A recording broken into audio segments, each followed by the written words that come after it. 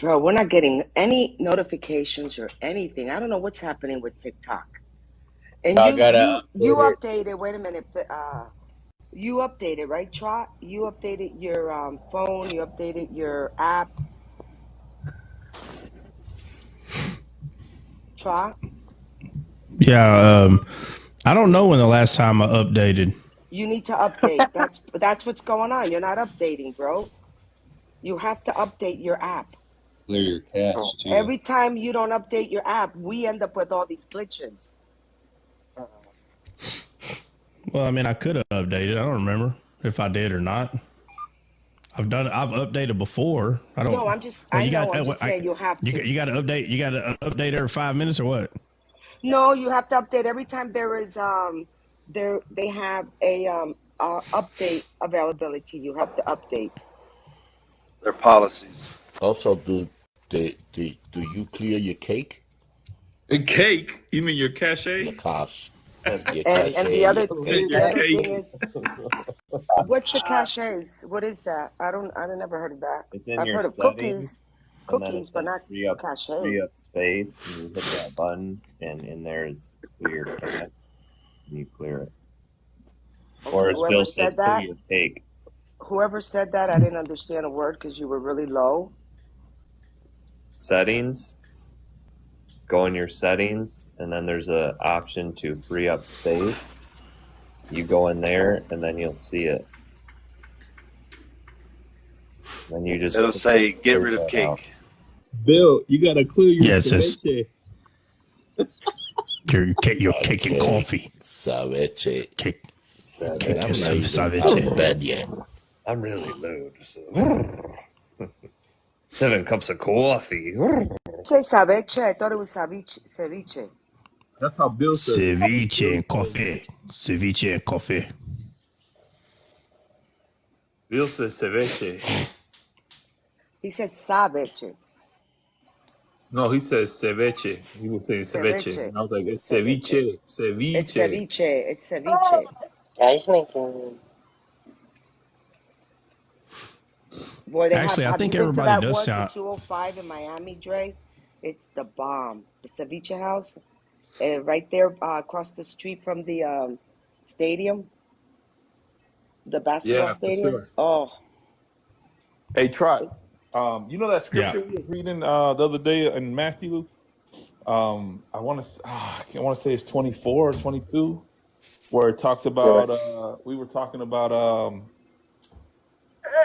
Oh my gosh! Hold on, let me. What is it? Yeah, Days of Noah. Yeah, so if you go all the way towards the end of that one, it even talks about which was crazy because it talks about the demonic spirits and how they go to the dry, desolate land, and they come out of the dry, desolate land, and I was like, "Yo, that's wild." Because I never connected the one that brought up. Yeah, I never connected that with us being the dry, desolate ground before you come to Christ, and then one of the brothers was talking about how Jesus went to the dry, desolate land and basically declared war when he went to fast for 40 days and 40 nights. He went to the dry, desolate land. It was like, oh no, I'm here. I've arrived after he got baptized. Yeah. Yeah, he was like. Yeah, that's why it says, and the Spirit immediately led him to be tempted of the devil. Immediately, because he was the last Adam. He was Adam again. Exactly. He the dry, desolate land, the thorns and the thistles that were cursed in Adam, he went to that land and was like, hey, the big dog is here, just to let y'all know it's about it was kind of like a champion was sent. Or a champion was in Eden, and that champion died, so the next champion came. If you want to look at it that way, like there was a battle.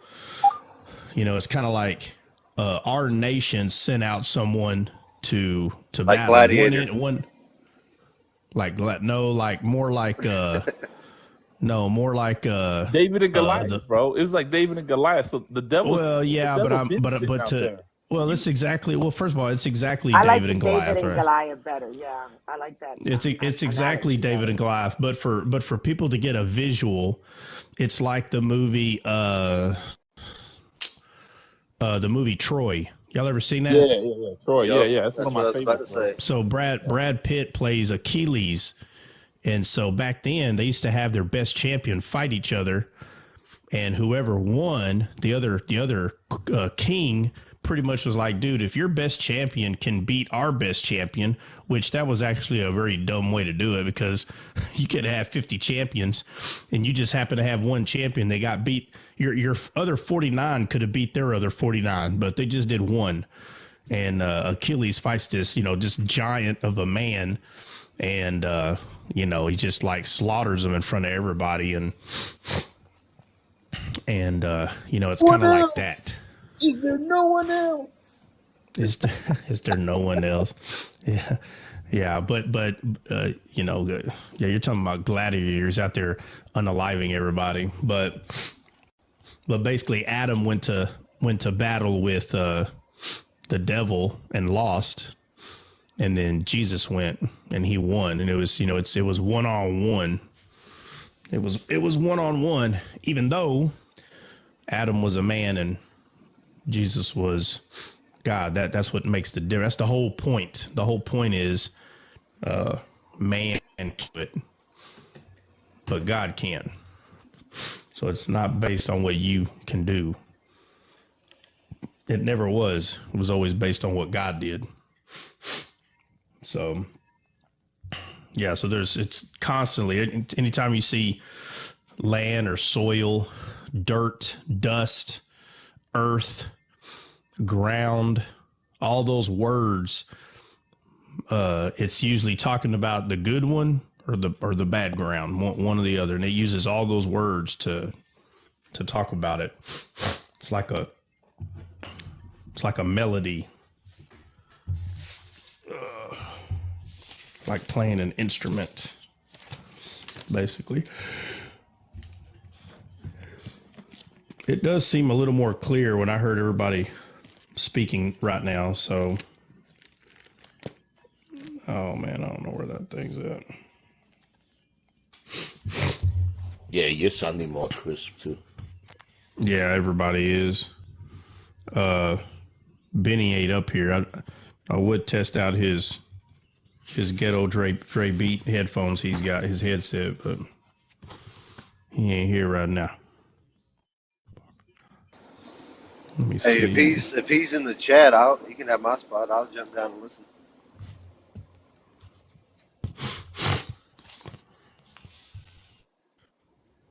Invite him. He probably didn't get the I'm telling I you, had to there's go the to the glitch going page on. to get back in. Notification, by the way. Yeah. Yeah, Jess, you need to update your phone. Let me see. I did update mine. I don't know what's going on. Mine is updated. No, I don't know. All right, let's see. Go ahead, Benny. You can have it, Benny. I'll jump down and listen. I'm driving anyway. All right. Yeah, Flip, I just pulled up. Hey, Flip, did you get the Descaled YouTube channel information or not? Yeah, I got it. I found it. All right. Yeah. So there's, I uploaded 3 or 4, 3 for sure. Yesterday or the day before, I think there's 1, 2, 3, 4, 5. There's at least 5 that hasn't been uploaded. So maybe 4 or 5. I don't know. Including today, the one I saw was it was under Dre's YouTube. It wasn't here, so that's why. Yeah, Dre,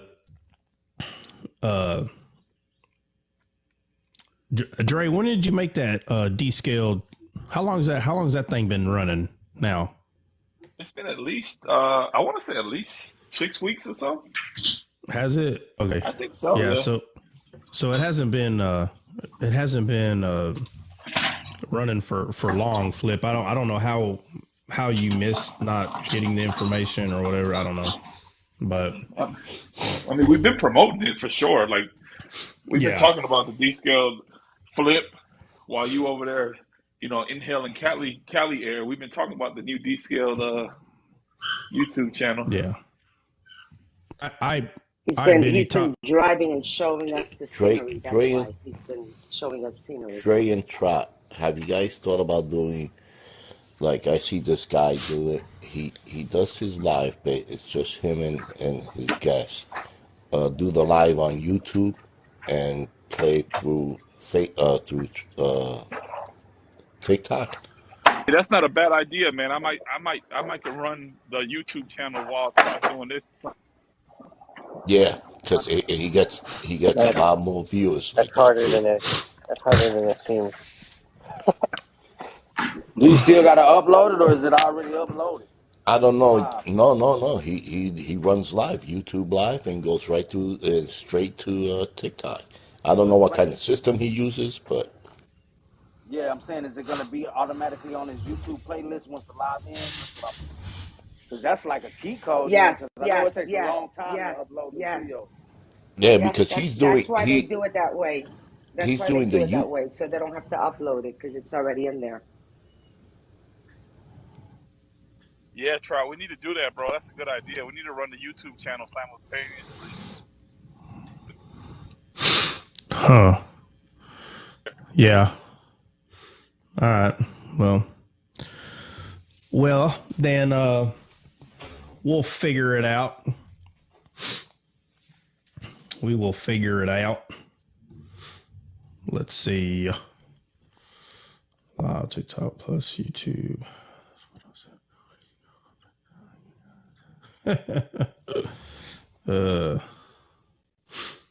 Yeah.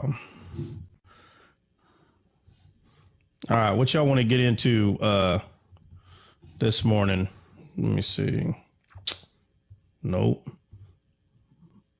Hey, Hulk, what's up, man? You feeling better? You gonna come up or what?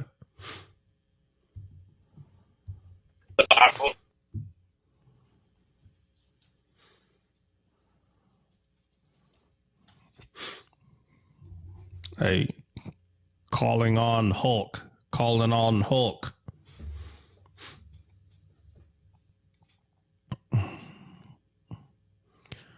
No,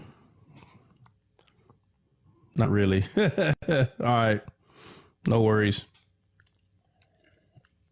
Misunderstood said, "Wow, really?" We dropped Dre. Dre dropped. Wow, really what? Misunderstood. Wow, really what? I don't know. What happened? Wow, really? What'd I miss? Dre fell down again. No, I'm talking about misunderstood said, wow, really? I'm like, wow, really what? What'd I miss? What happened? Well,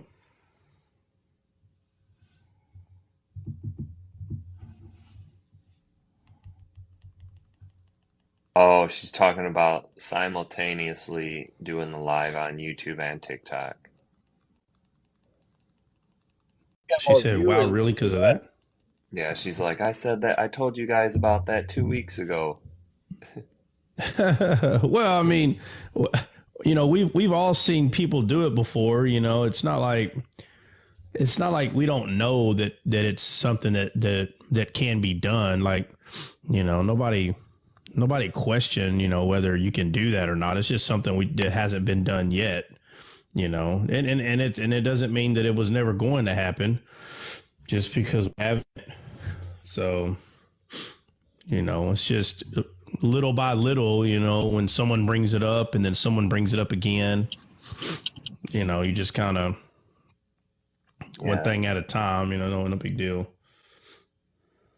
Misunderstood did her part. Some sow, some water, and God brings the increase, right? Like, yeah, she sowed. She told us 2 weeks ago. Someone else watered it, and God's going to bring the increase. Yeah, and women, they just like to pull on them ears, man. Like, I'm trying to tell you, you don't listen. That's why a lot of people believe they got God.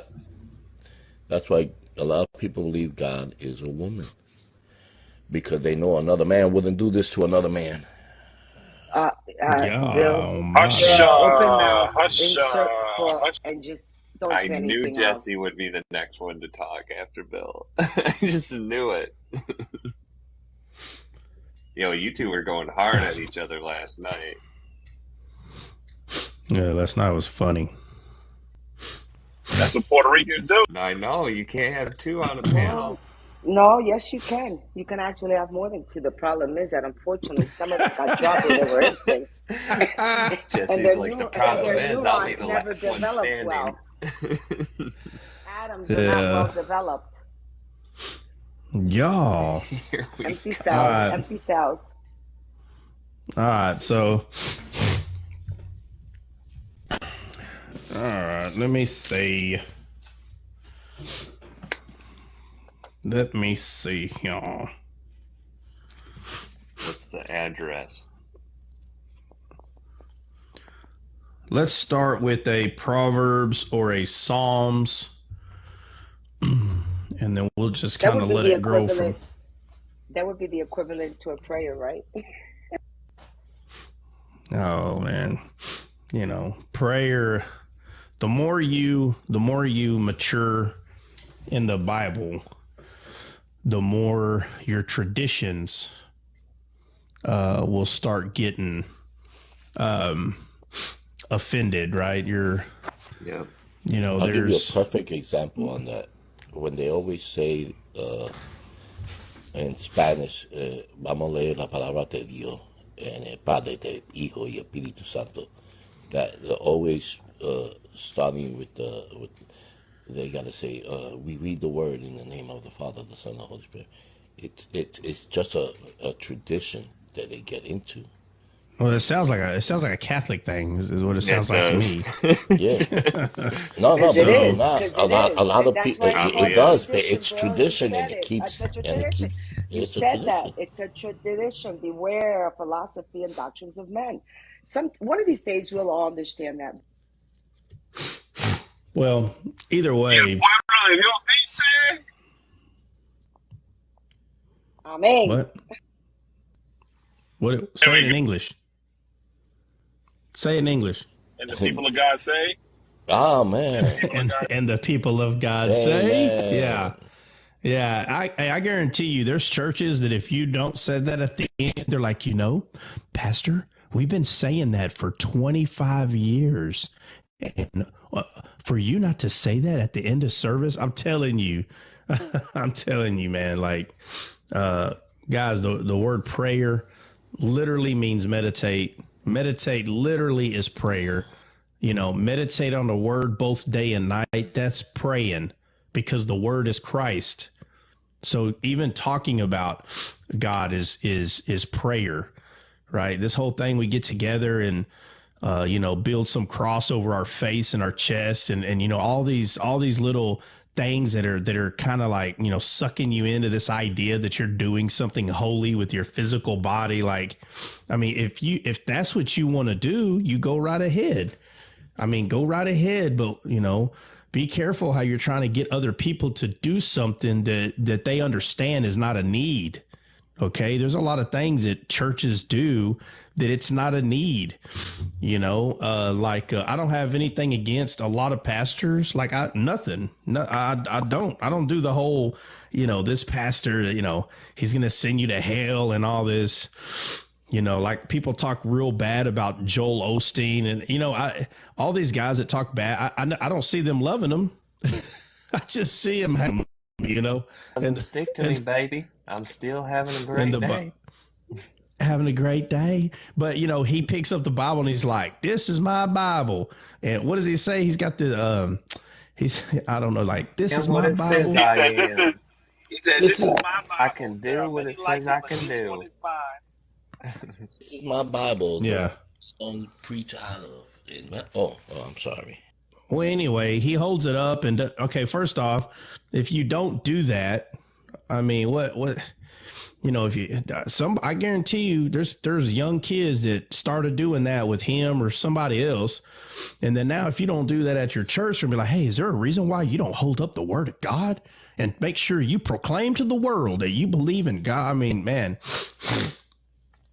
don't try not to hold accountable a certain tradition to a people just because that's something that you're used to doing.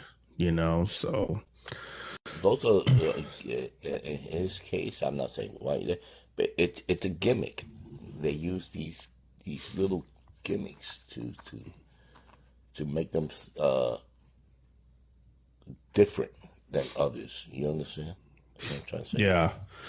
So who's got a proverb or a Psalms that we can dance around in a little bit? 121. 23.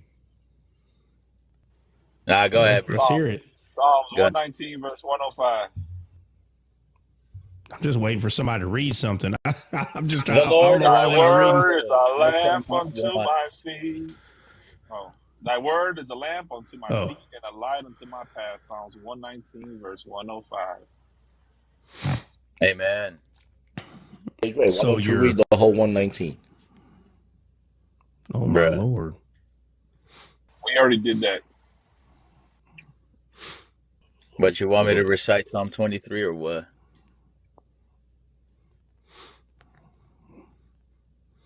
How long is it going to take you? Yeah, but hey, yet though I walk through the valley of the shadow of death, I will fear no evil, for you are with me, your rod and staff comfort me. There you go. There you go. Your rod and staff comfort Bro, me. that's like one verse out of Psalms 23. What's wrong? Reciting Jesus Choro.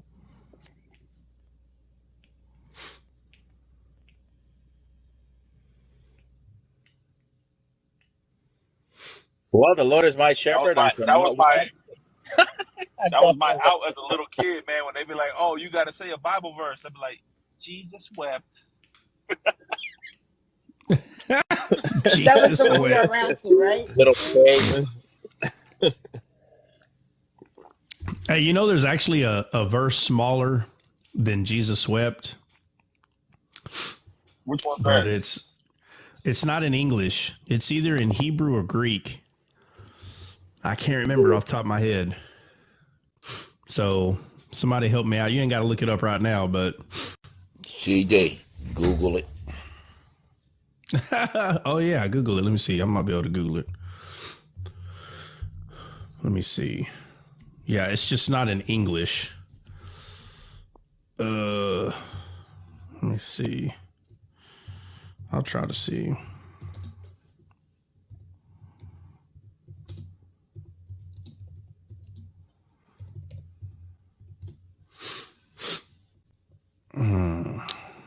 Yeah, the famous one pops up. Jesus wept. It's actually rejoice always. It's in Thessalonians. It's in Greek, by the way.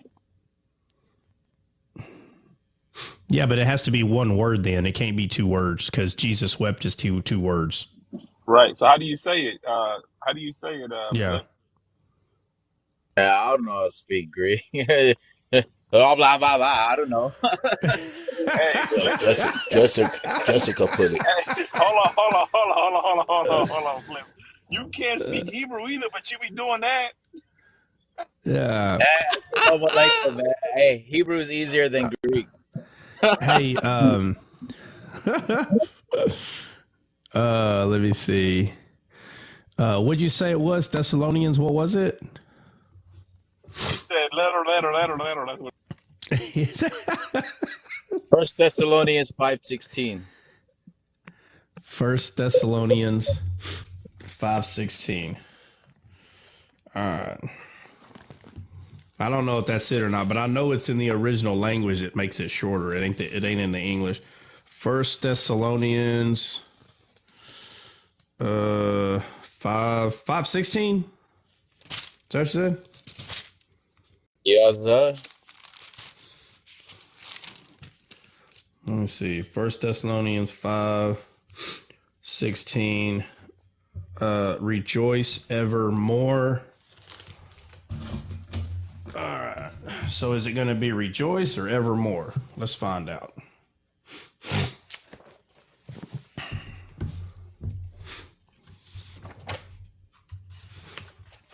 Let's see.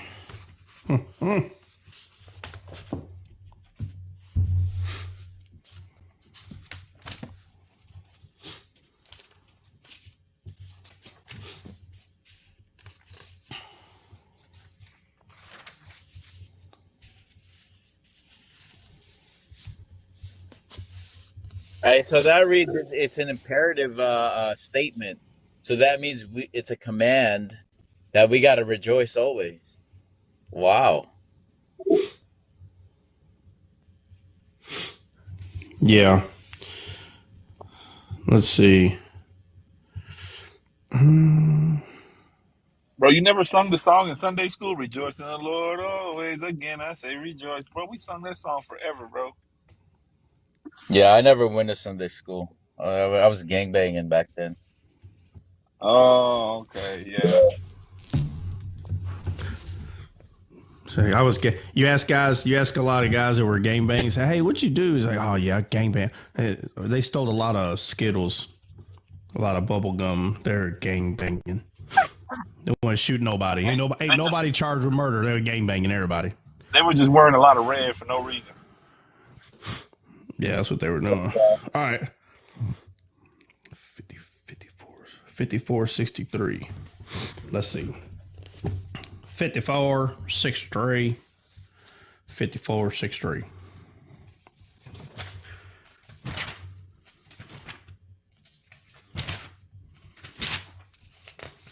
Let's see.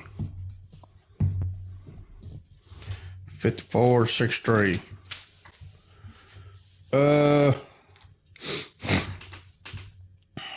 Let me see. Godspeed or a greeting to all. So it's Cairo. Cairo is one of, I don't know if both of those words. Cairo.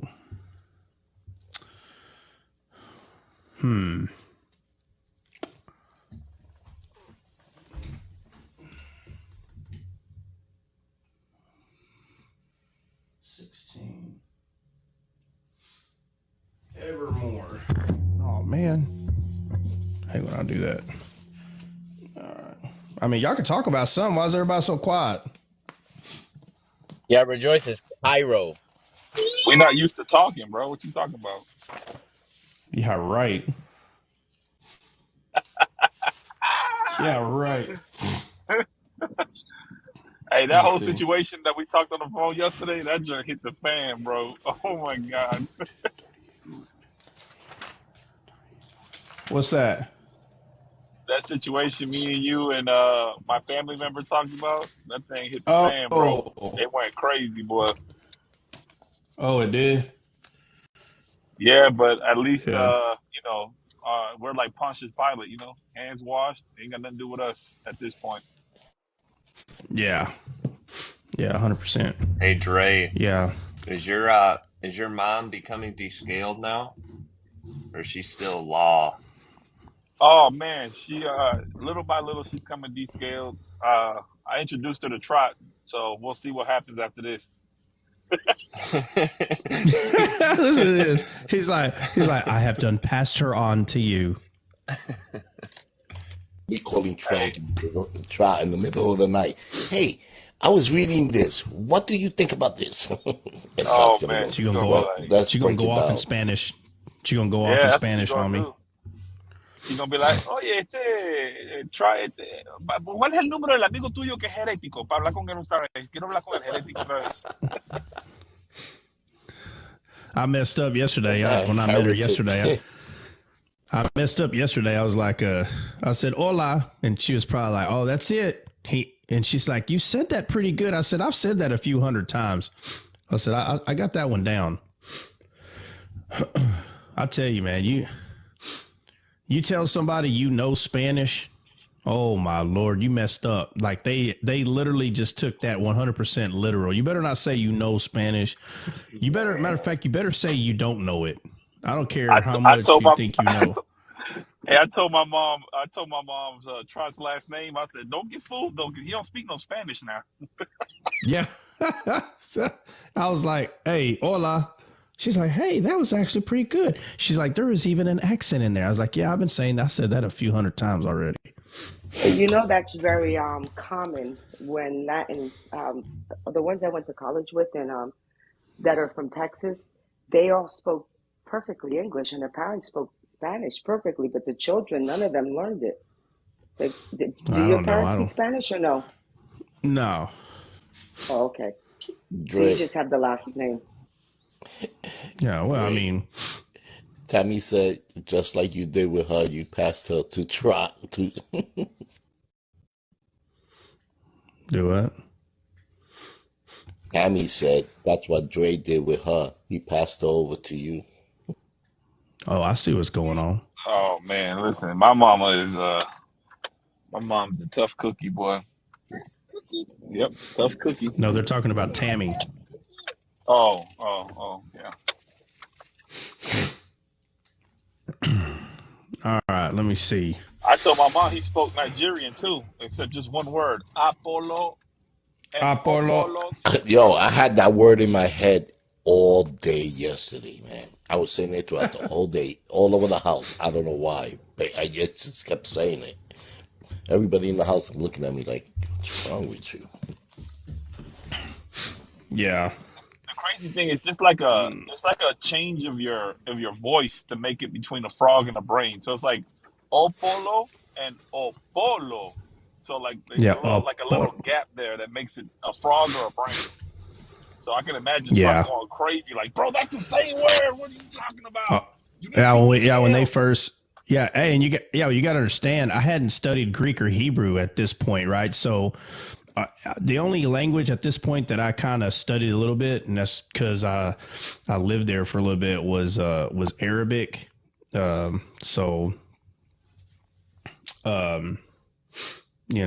other than that, there wasn't a whole lot of diving into other languages. And so, it's not that I didn't understand that some words can be different. It's just the way they were doing it. Because, I'm the one that picked the word. I was like, hey, can you just teach me how to say brain so I can point at my head and say, you don't have no brain. You're not using your brain. And so they told me, well, obviously I'm not saying it exactly.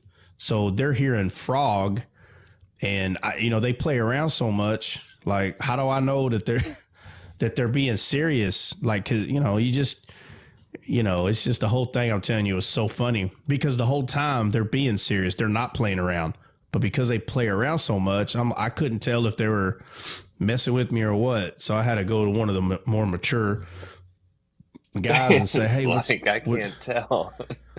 Yeah, I can't tell. Like, are y'all playing or what? Like, are y'all just, giving me a hard time that I'm not pronouncing it right? And, and the guy said, no. You was trying to be a smart butt, try and say you have no brain, and you run around telling people you have no frog. Yeah. I'm telling you, it was funny, bro. Like when it finally clicked that they were not playing, that I really was saying frog, and that's why they were laughing. I was like, oh my Lord, I've been saying it for like 2 days, bro. So every time I said it, they're dying laughing.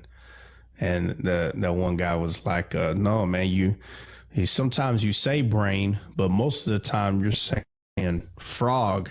And I'm like, no, bro, you're the one that told me the word. And he goes, no, you're not doing it right. Like, what do you mean? I'm saying what you're saying.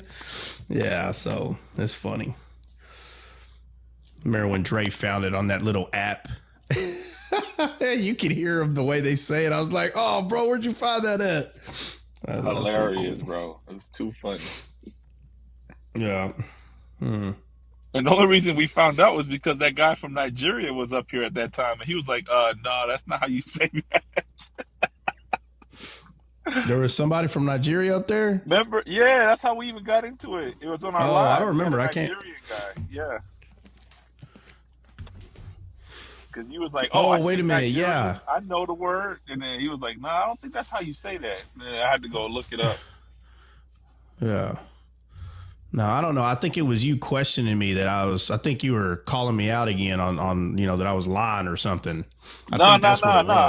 You called them out. You called them out. Here we go. That's what it was. I remember now, bro. Listen, I have zero problem saying I called you out on something. This one I did not call you out on. It was I'm starting to remember now, bro. Yeah, you did.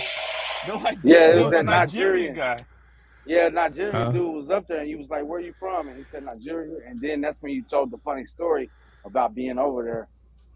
Yeah, no. There was a Nigerian guy, but the reason Dre went and looked it up is because he thought I was making stuff up, bro. That's what I'm trying to tell you. No, That's no. why I was he. just like, is that really how you say frog? Was Opolo? Like that's crazy. Or brain. And then that's when I looked it up to see the difference between the two words, and I was like, yo, that is wild. Like those are like right.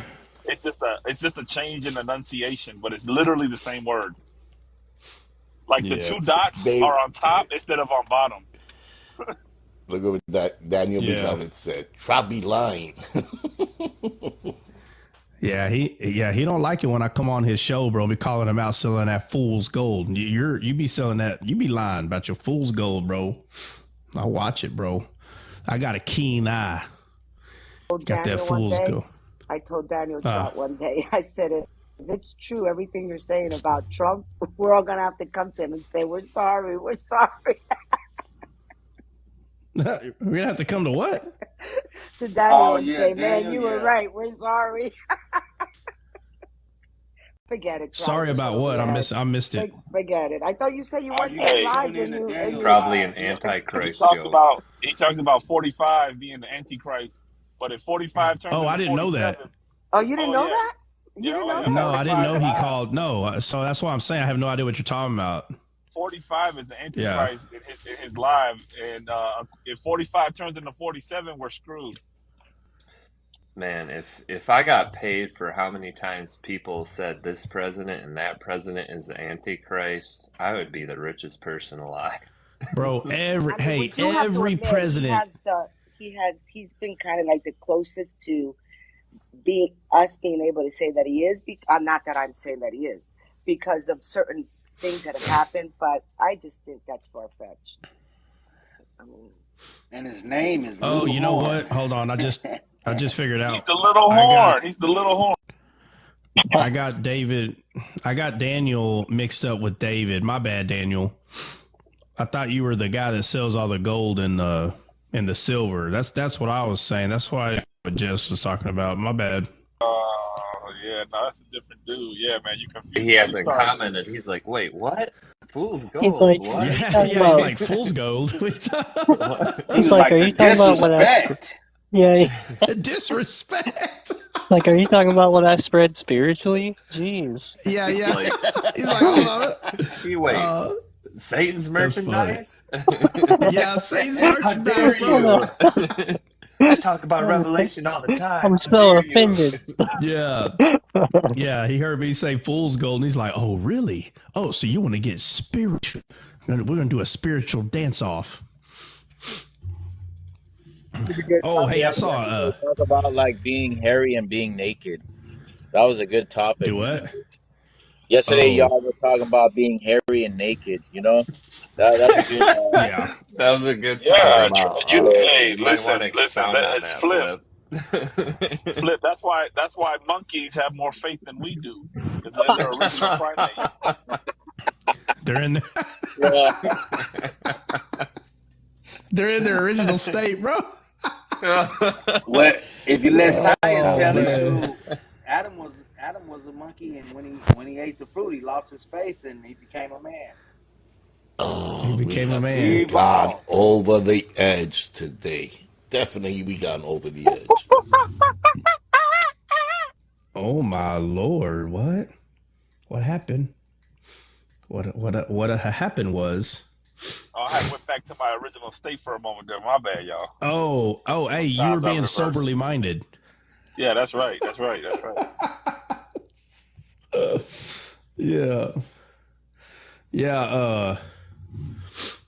Yeah, nah, man, that's important, bro. Like to pick up, right? How the Bible is constantly, man, I'm telling you, dude, like when you become descaled and the Bible talks about you'll abhor yourself, you will, man, because you have not clearly been seeing what Jesus wrote. You haven't been seeing it right. And when you start seeing it now, understand, there's always one person at least once a week or something that's like, man, I don't understand nothing you're saying. They're like, I've been a Christian 20 something years. I have never heard anybody, say anything that what you're saying, this and that. And so I'm like, okay, well, I said, well, what do you hear people say? And then when you hear him talk about the Bible, it's stuff that all of us already know. And I said, okay. I said, all what you're saying is true, bro. There was 12 disciples. Jesus physically did walk the earth. I said, what else you got? And, and he's saying stuff that, bro, that we heard, Sunday morning Sunday school. We heard. I said, bro, I'm not saying that none of that is real. And there are some people every once in a while that will say, yes, you are. You're saying that. So there's people that has hopped on the live, heard us talking about, like, Jesus in the Old Testament, talking about the land, soil, ground, earth, nakedness, hairy, ruddy, and they hear us talking about all of that, and again, it ain't been a lot of people, but there have been some that are saying that because that I believe, that part of the Bible, that I'm denouncing everything else. And so I'm like, wait a minute. Are you saying that I'm saying the black letters on the white page like didn't happen? And there are people that believe that. They're like, yeah, that's what you're saying. And I'm like, oh my Lord. I said, look, bro, I know you listened for 30 minutes or 20 minutes. It's like, but you need to come to the lives more before you. And you got to understand, there are humans that are used to, they're the people, man, that they get a 20-second clip from TikTok and they create this whole story. And it's amazing. It's fascinating to sit there and listen on how they're filling in the blanks. And they literally have 2% of the information, but yet they fill in the blanks the rest of the way. And then they demand that they're right about all the blanks they filled in. And I'm like, bro, you're doing it opposite, man. You need to have at least 90% of the information and then try to fill in the other 10%. You're doing it complete opposite. You don't have 10% and try to fill in, and then you tell people you're right on your conclusion. I was like, bro, I said, it's clearly, and it happens all the time, but the people that I'm talking about that come in and they have this preconceived, idea about something that you're saying, you can tell it's not a lot of them, but you can tell because they'll tell you what you believe, It still happens. They'll tell you what you believe. Well, you think this, and I want you to know I disagree.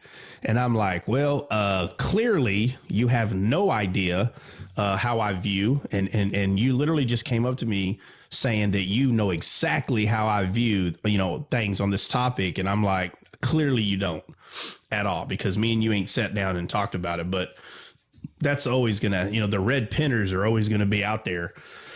And, you got to understand the teacher, right? The teacher, her red pen is different than the red pen you buy at the store, right? Anybody can buy a red pen, but the authority behind the red pen is where it's different, right? So if your school teacher grades your paper, whatever grade she puts on there, it's going to be the correct grade.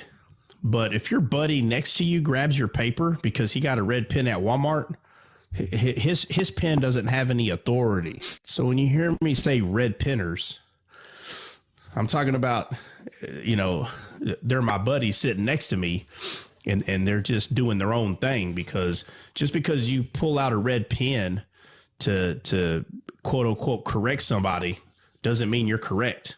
That's not what I mean when I say you have a red pen. I'm saying more than likely there's no authority behind that red pen. It's just you marking stuff on paper, but it's just amazing how people can hear you. No hable, Veo, no hable. A ver si empezamos con la clase, viejo, ya. Did somebody say something? I swore I heard a word. Yeah, somebody speaking in tongues. Hey, but real talk, man. Ever since I've been studying Jesus in the Old Testament, man, when I look at the New Testament, it's like, oh, I see. It's like it literally opens your eyes, man. No joke. Yeah. Especially, you hear when we were talking about, manna, and we were talking about how it in Hebrew it means what is it or what is that. Were you here for that? No, We touched that yesterday too. Oh, was that yesterday only? I thought we were talking about it the day before yesterday. So it was just yesterday? No, we touched it yesterday. That the Yeah. manna is what is that? Yeah, so it's just, man, it's just amazing. I mean, dude, it's just wow.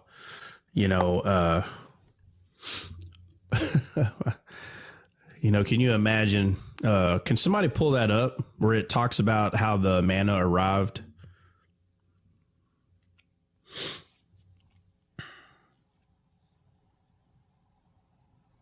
Get up, unless CJ or Benny's getting it. I think Benny's at work. Benny, you at work? Yeah, I'm.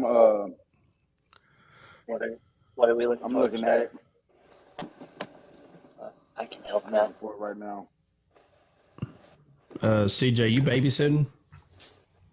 Yeah, I have a kid. Well, I mean, can you imagine, bro? Can you imagine, bro? His baby falls down and hits his head because he's trying to help us find a scripture or something. Nah, he's asleep. Yeah, you need to get him one of those. You need to get him one of those tactical vests where you put the baby in. Y'all ever seen that? It's got Molly gear all over it. Looks like an outer covering of a plate vest. You put the little baby and all your stuff on that. Yeah, it's got it's called Molly gear, right? Whereas you can kind of stick your finger in all these little slits going across your chest, and there's several of them. Well, yeah, I figure he'll either fall off the bed and never try again, or he'll stop. Gaw. I'm just kidding. It's like every man for himself. Where are we going? Exodus 16? Where it talks about like the first time that manna presented itself, and they called it manna. That part right there. Hold on a second. Steph, what Steph say? It's Exodus 16. Okay. Exodus 16 verse 15. Or I'll start at 14, and it says, when the dew that lay was gone up, behold, upon the face of the wilderness there lay a small round thing, as small as the hoar frost on the ground. And when the children of Israel saw it, they said one to another, it is manna, for they wist not what it was. And Moses said to them, this is the bread which the Lord has given you to eat. Yeah, and when you look up manna, that word means what is it? Yeah. Wait. So they literally said one to another, what is it? That's what they said. Can you imagine? That's what they called it. What is it? They didn't recognize what it was. What about the words before the dew? We spoke about the dew yesterday. Yeah, well, the whole point, right? Like when we were talking about this, is because it's not a coincidence. All right. So watch. Let's just picture it, right? Use your imagination, and I'm talking about your godly imagination, not the imagination you used when you were 2 years old and you had the lava floor. I'm not talking about that imagination, okay? But I'm saying, just picture what it's saying. It's literally talking about that the manna was brought down from the dew of heaven. And so what people would say, so for instance, you know how you walk outside and let's say it was a cool day and your grass in your yard, you can see like this small mist of water on top of the blades of grass, right? Yeah. Mm-hmm. And we call that dew. Okay.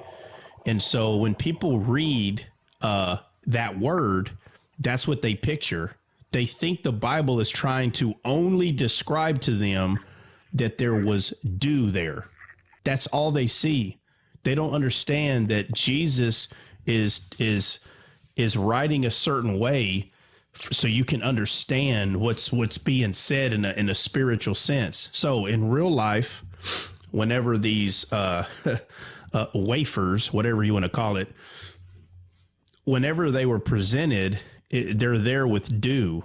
So that's fine. In real life, I believe 100% that is what happened.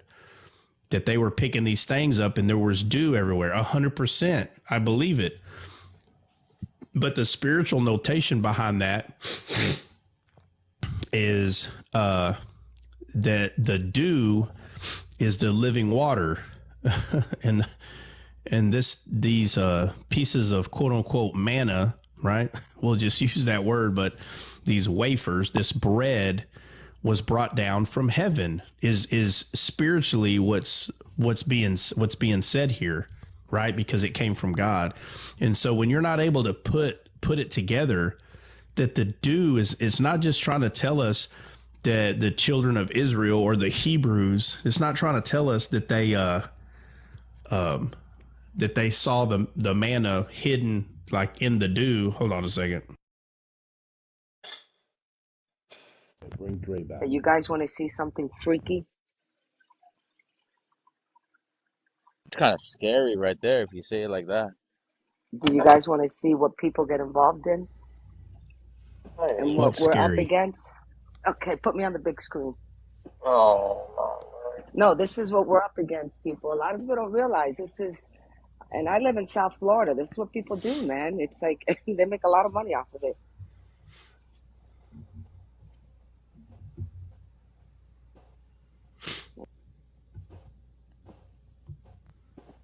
Let me turn the camera around. This is unfortunately what people do. Look what they're involved in. This is what they buy and they bring into their houses. In Sodom and Gomorrah or something. What the? No, this is Cuban botanica. Is what they get Cuban involved botanica. in. And this is Yeah, you don't witchcraft, find that in people. Cali. This is witchcraft at its best. Santeria. This is witchcraft at its best. So it's like basically costumes or what? No, they're not costumes. You see the saints brother, in there. I don't know if you can see the saints. Costumes. And they buy all the junk. They look like costumes to me. I don't get. Well, yeah, I don't get the they point. put Is these this dolls for? in their houses and they put food around them and they do all this mumbo jumbo to them, stuff. those are all saints. Those are all gods to them. Look at all the different saints and all the different nonsense and the liquids they buy. They do dress up in costumes too, right? That's for that's why you see the ritual. white. Yeah, they do rituals and it's just that's what we're up against, people. No, we wrestle not against flesh and blood. We're not up against that. Those things are not alive. Well, they're not real. Alive. It's spiritual stuff. It's what people get involved in, and that's what unfortunately, when you're going to go talk to someone that's involved in that, you have to remember it's not the person you're speaking to; it's the demonic forces that are surrounding them.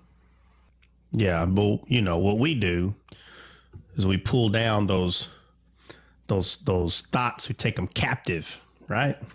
So you just tell them the truth. You don't worry about all that, But it ain't nothing new, right? So, I had somebody tell me one time that Santa was the devil, and I said, "Santa's the devil?" I said, "Why?" And boy, they had they could talk about 4 hours. And I was like, "Hey," I said, "talk to me about Jesus." And it lasted 4 seconds. That was it. They wanted to go back, talk about Satan, Santa. Satan and Santa is the same. I was like, "What about Ninja Turtles?" Oh yeah. Boy, they talk about Ninja Turtles for 3 hours. I said, "Hey," I said, "Bro, I could talk about Ninja Turtles too." I said, "It's just the motive is different. You're talking about Ninja Turtles and because they're figurines and you're worshiping this image." I'm like, "Oh my Lord, bro." I was like, "I tell you what, bro, stop wearing clothes. Just walk around naked, bro. Stop, because you're turned your own body into an idol."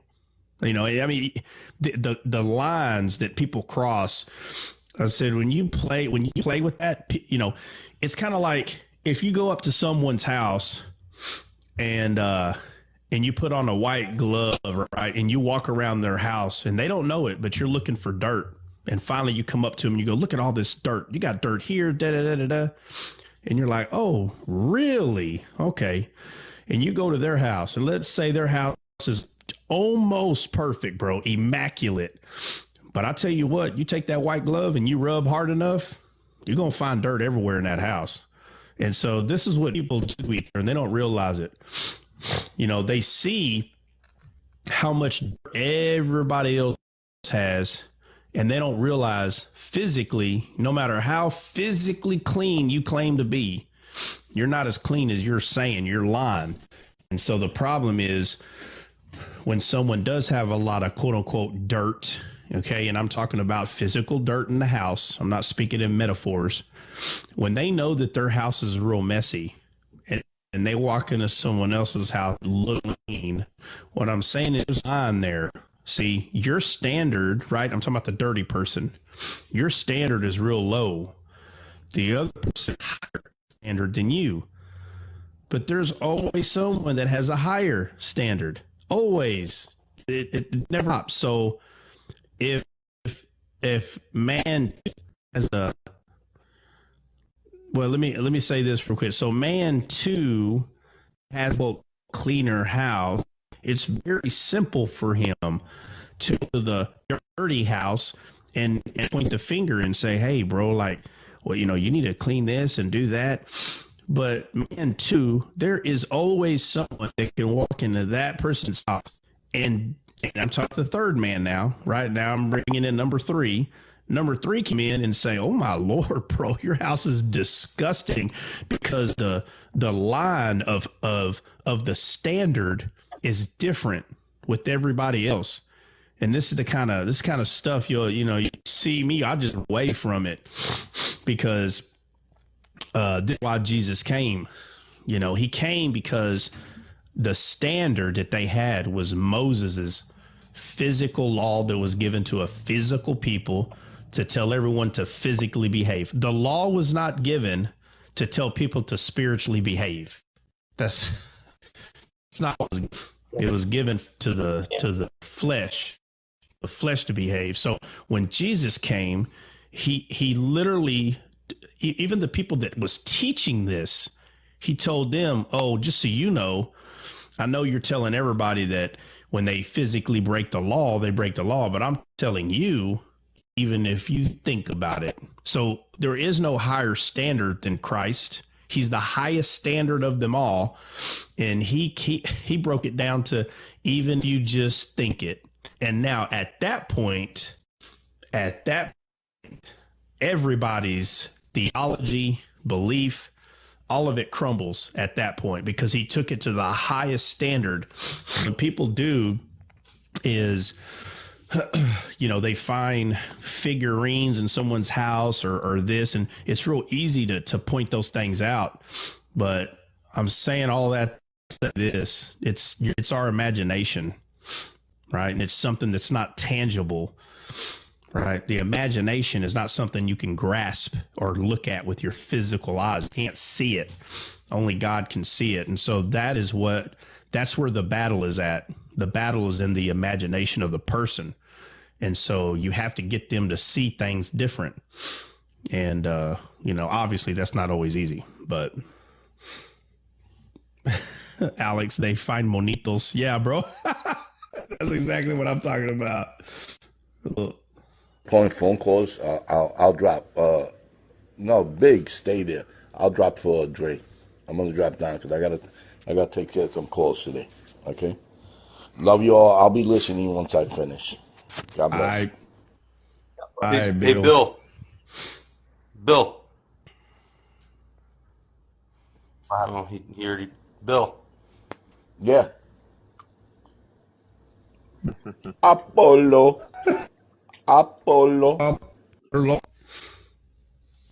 Bless you, Bill. Love you, man. Can we go over that passage, that Jeremiah 10 passage that everyone uses to condemn Christmas? Yeah, we can. Yeah, we absolutely can. Yeah, go Go bring it up. All right. Get it. Go get it. I'll go get it. I'm already there. Go get it. Dang, you want to Just read a it, little CJ? bit. You're there? Just a little bit. Benny, what you got there, Benny? Yeah. What verse, though?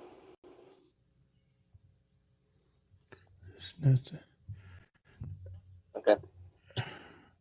Bro, what? Lost connection. That looked good. Bro, why can't I put Benny? Bro, crazy. Benny, I can't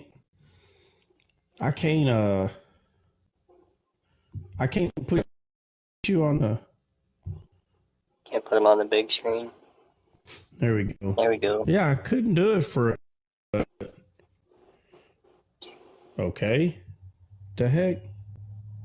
Big boys. It's weird. Yeah, I'm looking at them. I'm looking at them peanut butter crackers, though.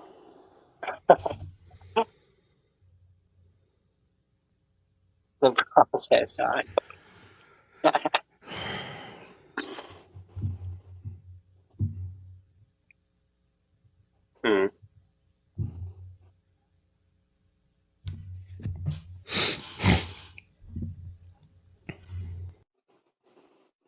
Like every Mexican in the world has heard of taking mostly. Okay, well, try sprinkling that on your watermelon, Benny. It's actually pretty darn good.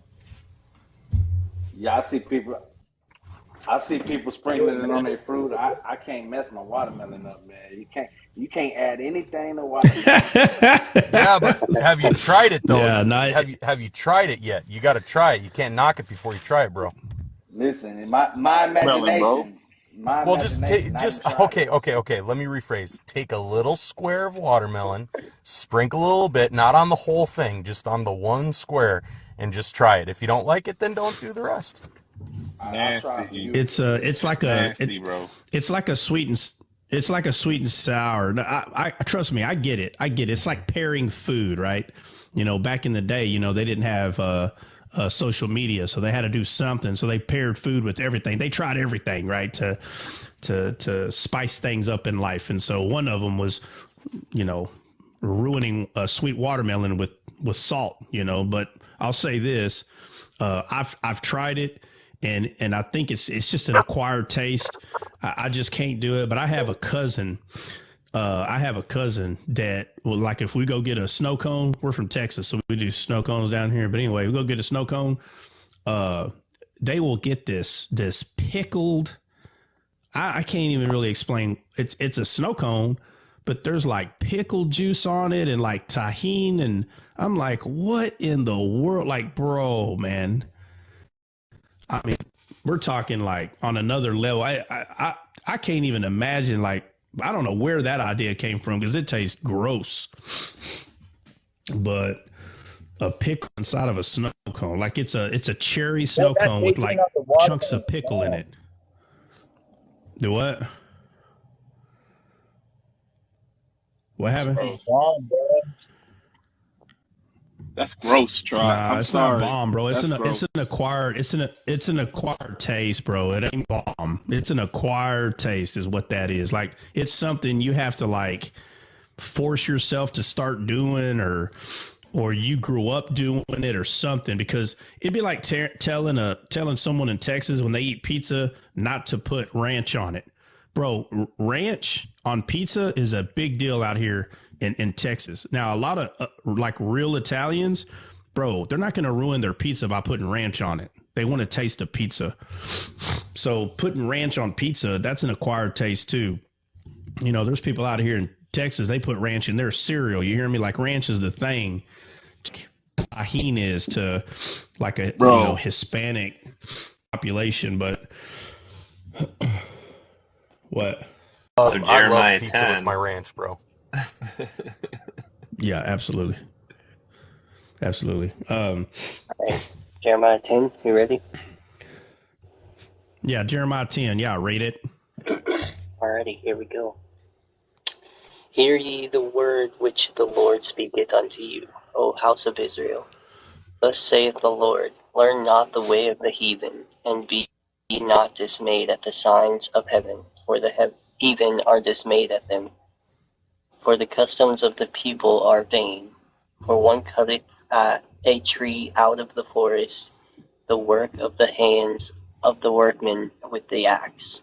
They deck it with silver and with gold. They fasten it with nails and with hammers, that it move not. They are upright as the palm tree, but speak not. They must needs be born, because they cannot go out. Be not afraid of them, for they cannot do evil, neither also is it in them to do good. For as much as there is none like unto thee, O Lord, thou art great, and thy name is great in might. Who would not fear thee, O King of nations? For to thee doth it appertain. All right. CJ, you ain't got to read the whole thing. We got it. All right. What? So let's say this. What that bro? That's it. We don't got to read the whole thing. We're Hey, I just was talking just about doing as I was instructed. No, you're good. You're good. Hey, just remember, you just keep doing what you're doing until you're instructed further. Your instructions are telling you to stop. So check it out. Permission to stop, sir. Check it out. Honestly, that was an overkill stop on trot right there. All right, check it out. So check it out. I just want to make sure before we go any further that everybody that's listening or on the panel, if you don't have your steel toe boots on, you either need to go get them, go purchase some, or leave the chat, and then you can come back on another date and watch it on YouTube. Because this topic is, oh my Lord, it's such a waste of a time topic, but it is in the Bible. I don't mind going in circles a couple of times. So, yeah. So obviously, there's a couple of things I'll say. So obviously, this is used to talk about the Christmas tree. But before we put it that way, let's look at it another direction. Where did the Christmas tree come from? Anybody know? Satan. No. Yeah. Huh? The Celtics. So. The Celtics. Oh, okay. So were the Celtics pagans? Probably. 1,000%. All right. So when people say that this is not the Christmas tree, the biggest thing that they'll use is they'll break it down, right? Like, it's funny when you try to take a tradition away from somebody, boy, they will study the heck out of that Bible so they can keep their tradition. Mm-hmm. Right? So when they say this is not a Christmas tree, they say, oh, well, look, it says, it's kind of like, the cunning worker's hand. Like, this is someone that was just so skilled in cutting trees down and all this. Okay, fine. So back in the day,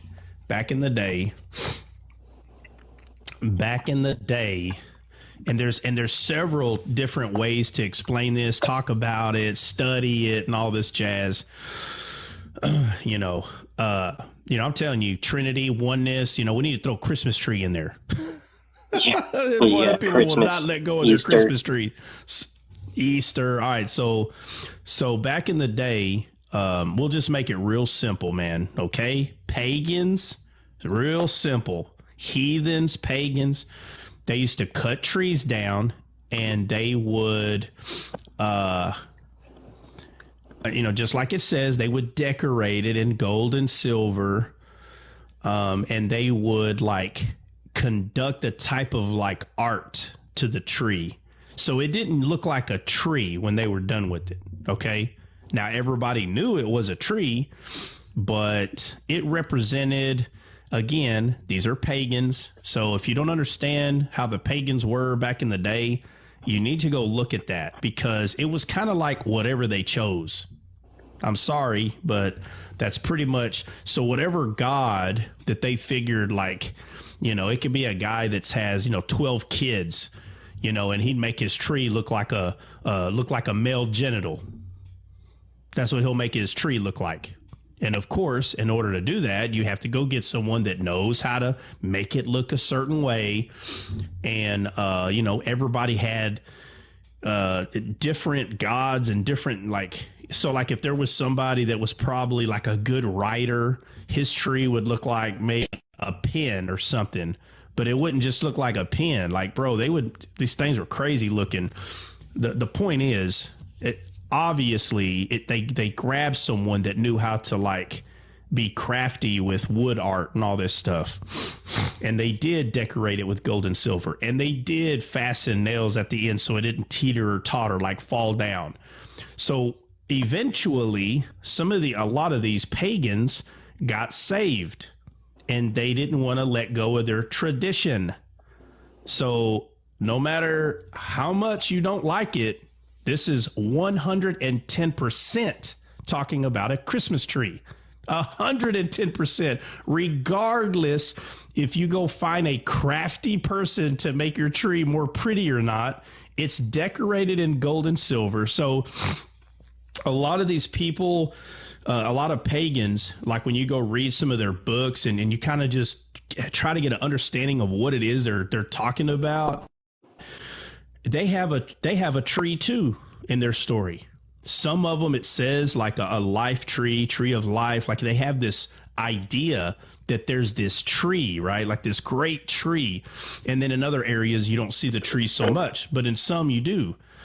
And so this is one of the reasons that they would cut a tree, because a tree is representing life and their God and all that. And first of all, that's not true, but that's what they believed.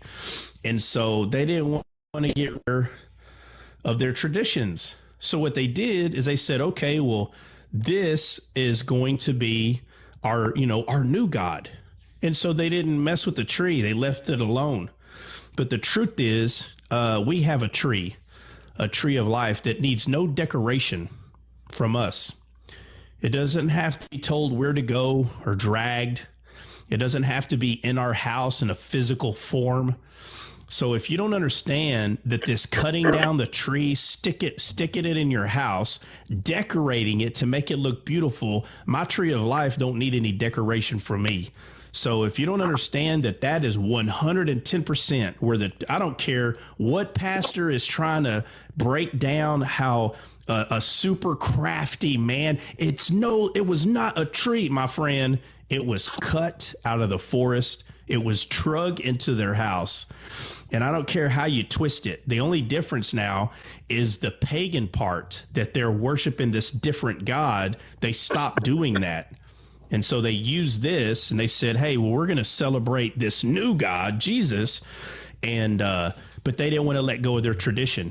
Every year they would go cut this tree down, stick it in their house, decorate it. The only difference now is they didn't turn it into something else. They left it a tree. So, that they did better, I guess, on that part. But when people say, no, this is not a Christmas tree, I don't think you understand where the cutting of the tree came from. It came from pagans. It came from heathens. Christians, the disciples, were not cutting trees down and decorating it with gold and silver on Jesus' birthday.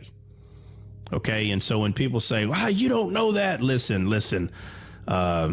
man, like nowhere are the disciples doing this stuff. Huh? It would be there somewhere. Oh, trust me, it would be there, bro. I think people just forget, okay? They forget that when people get saved, it's hard. It's hard for them to let go of certain traditions. And it is. All you got to do is just look around. Look around at some of the stuff that we do. People do not want to let go of traditions that have been passed along from pagans and heathens and things of that nature. They just don't want to let it go. And so, I trust me, I understand the motive. Okay. I'm not dumb. I'm from America. I understand the motive 100%. When people say, well, I do it to worship. Okay, fine. Then go ahead. But if you're going to have a tree, let it be a palm tree. which represents wisdom in the Bible. Like, for you to be using the tree that you're using, at least make it make sense. Like, why are you using that tree? See, the reason you're using that specific tree is because that's what the pagans used. So, might as well just use a palm tree if you're going to use a tree, like to celebrate, this idea, right? Jesus's birthday and all this nonsense. Look, there's nothing wrong to celebrate Jesus's birth, but when you try to make everyone believe that the disciples did it, something's wrong. The disciples didn't do it. Okay, and so, but this is one of those things again, right? Should you eat pork? Should you not eat pork? Are we supposed to be holy on the Sabbath day or not, right? This is those circles, these arguments that literally cause more division than anything else. It's a bunch of nonsense. If somebody wants to put a dumb tree in their house and say, well, I'm doing this to worship, okay, fine, do it, okay? I mean, do it, but the more educated you get on some of the things, and this is why heathens today make fun of Christianity, because they go read history at least they're smart enough to look up history, and then they call Christians out and say, hey, why do you do this? And so the Christians, because they want to hold on to their tradition so bad, they make themselves look like morons by telling the heathen that they're wrong. No, they're not wrong. They're telling you the truth. That tree ain't got nothing to do with Jesus. The tree of life that we have does not need any decoration from us, period, the end. So if you want to say you're celebrating Jesus, you do that a lot better just by having faith in him than you do sticking a tree in your house. But the other side of the coin is, if you're one of those people that are constantly slapping people in the head for putting a Christmas tree in their house, now you became a problem now, right? So, this is kind of one of those somebody's eating pork, and then you're telling them that you're not supposed to eat pork, and no, you're not supposed to be pointing a finger. The Bible says to take the log out of your own eye, before you take the sawdust out of someone else's.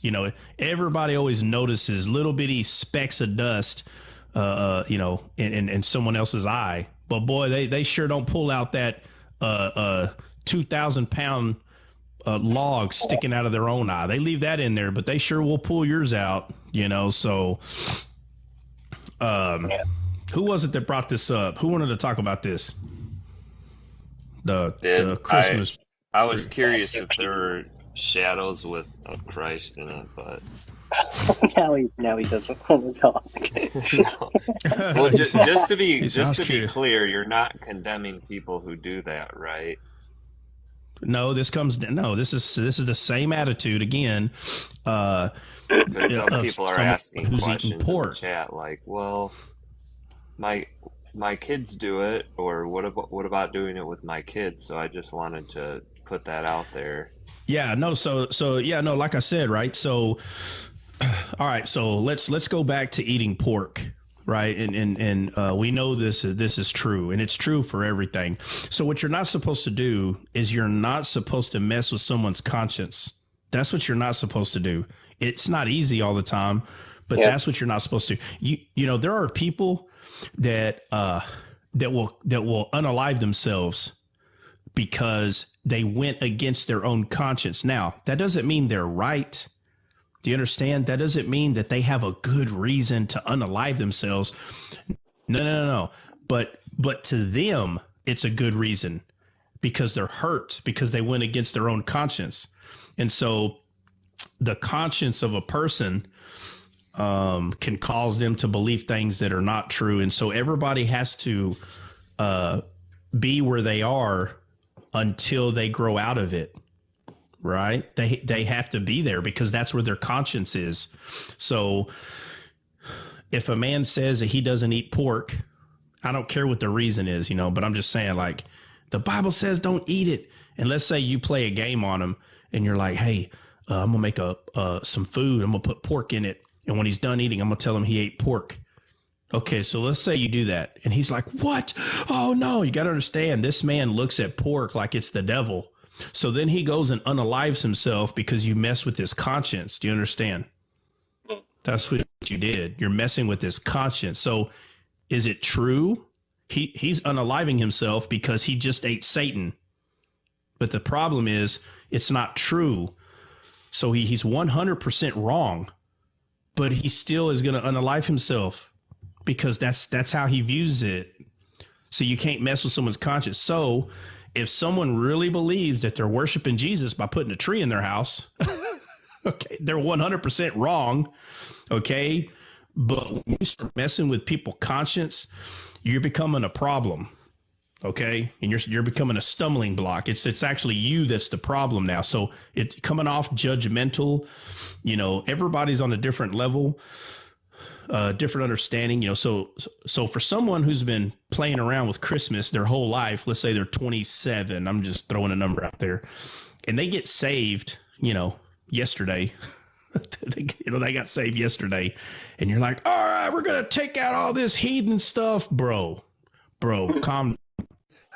Leave their Christmas tree alone, okay? Look, we're fighting for the person's soul, okay? That's why it said don't be afraid of the tree, right? Go back and read it again, CJ. Which part? The beginning of it, like the where it talks about the tree, Verse not 5. not the 15 verses. All right.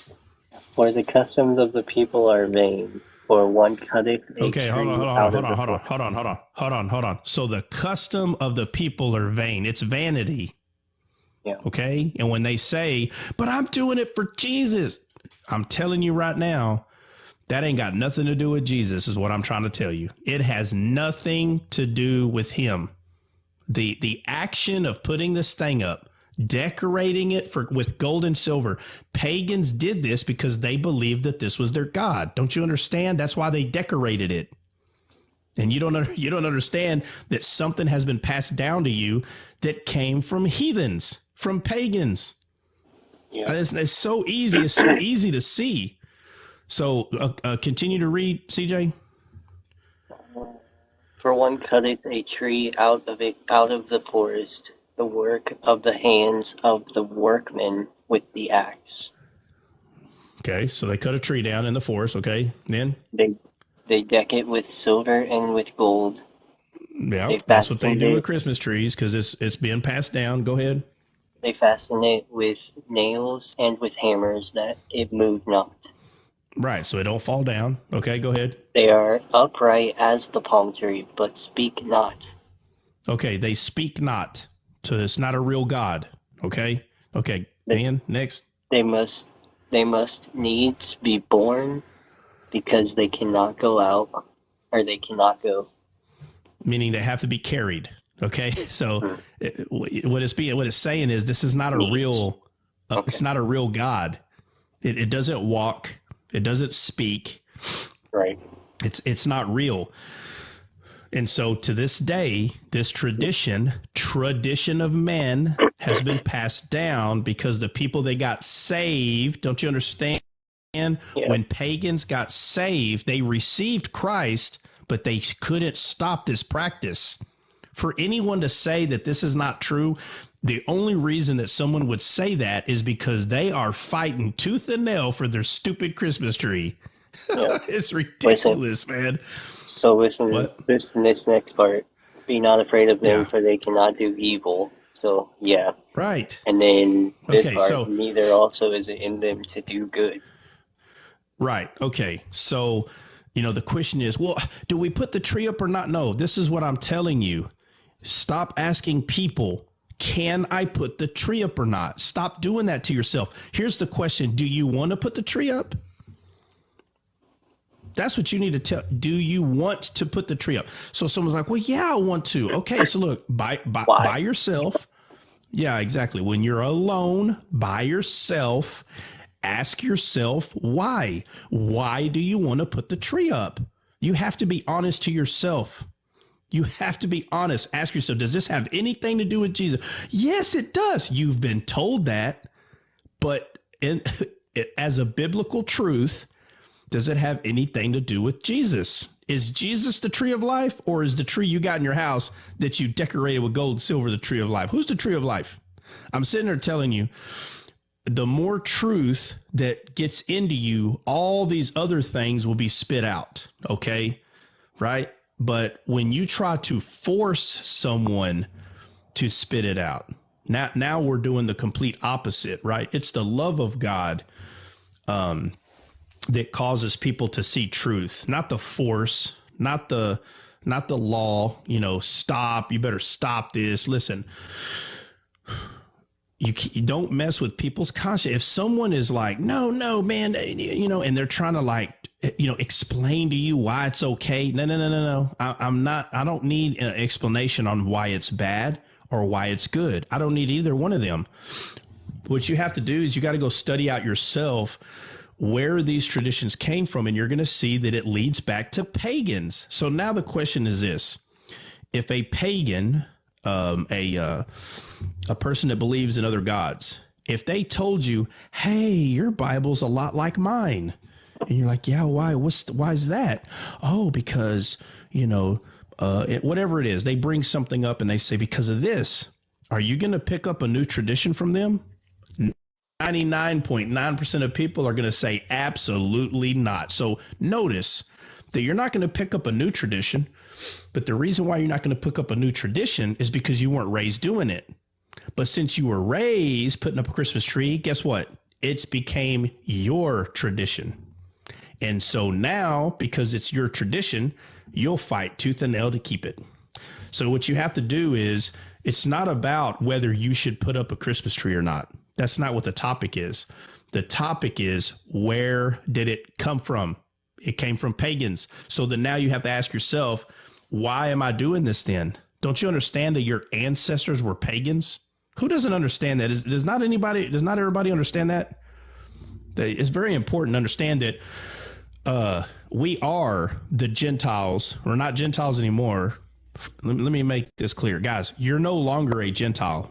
Okay? You were a Gentile. You're no longer a Gentile. You've been grafted in to the vine, right? You're part of the body, part of the church. You used to be a Gentile. Paul the Apostle was sent to the Gentiles. So you are the Gentile that got saved. So where do you think the Christmas tree came from? It didn't come from the disciples.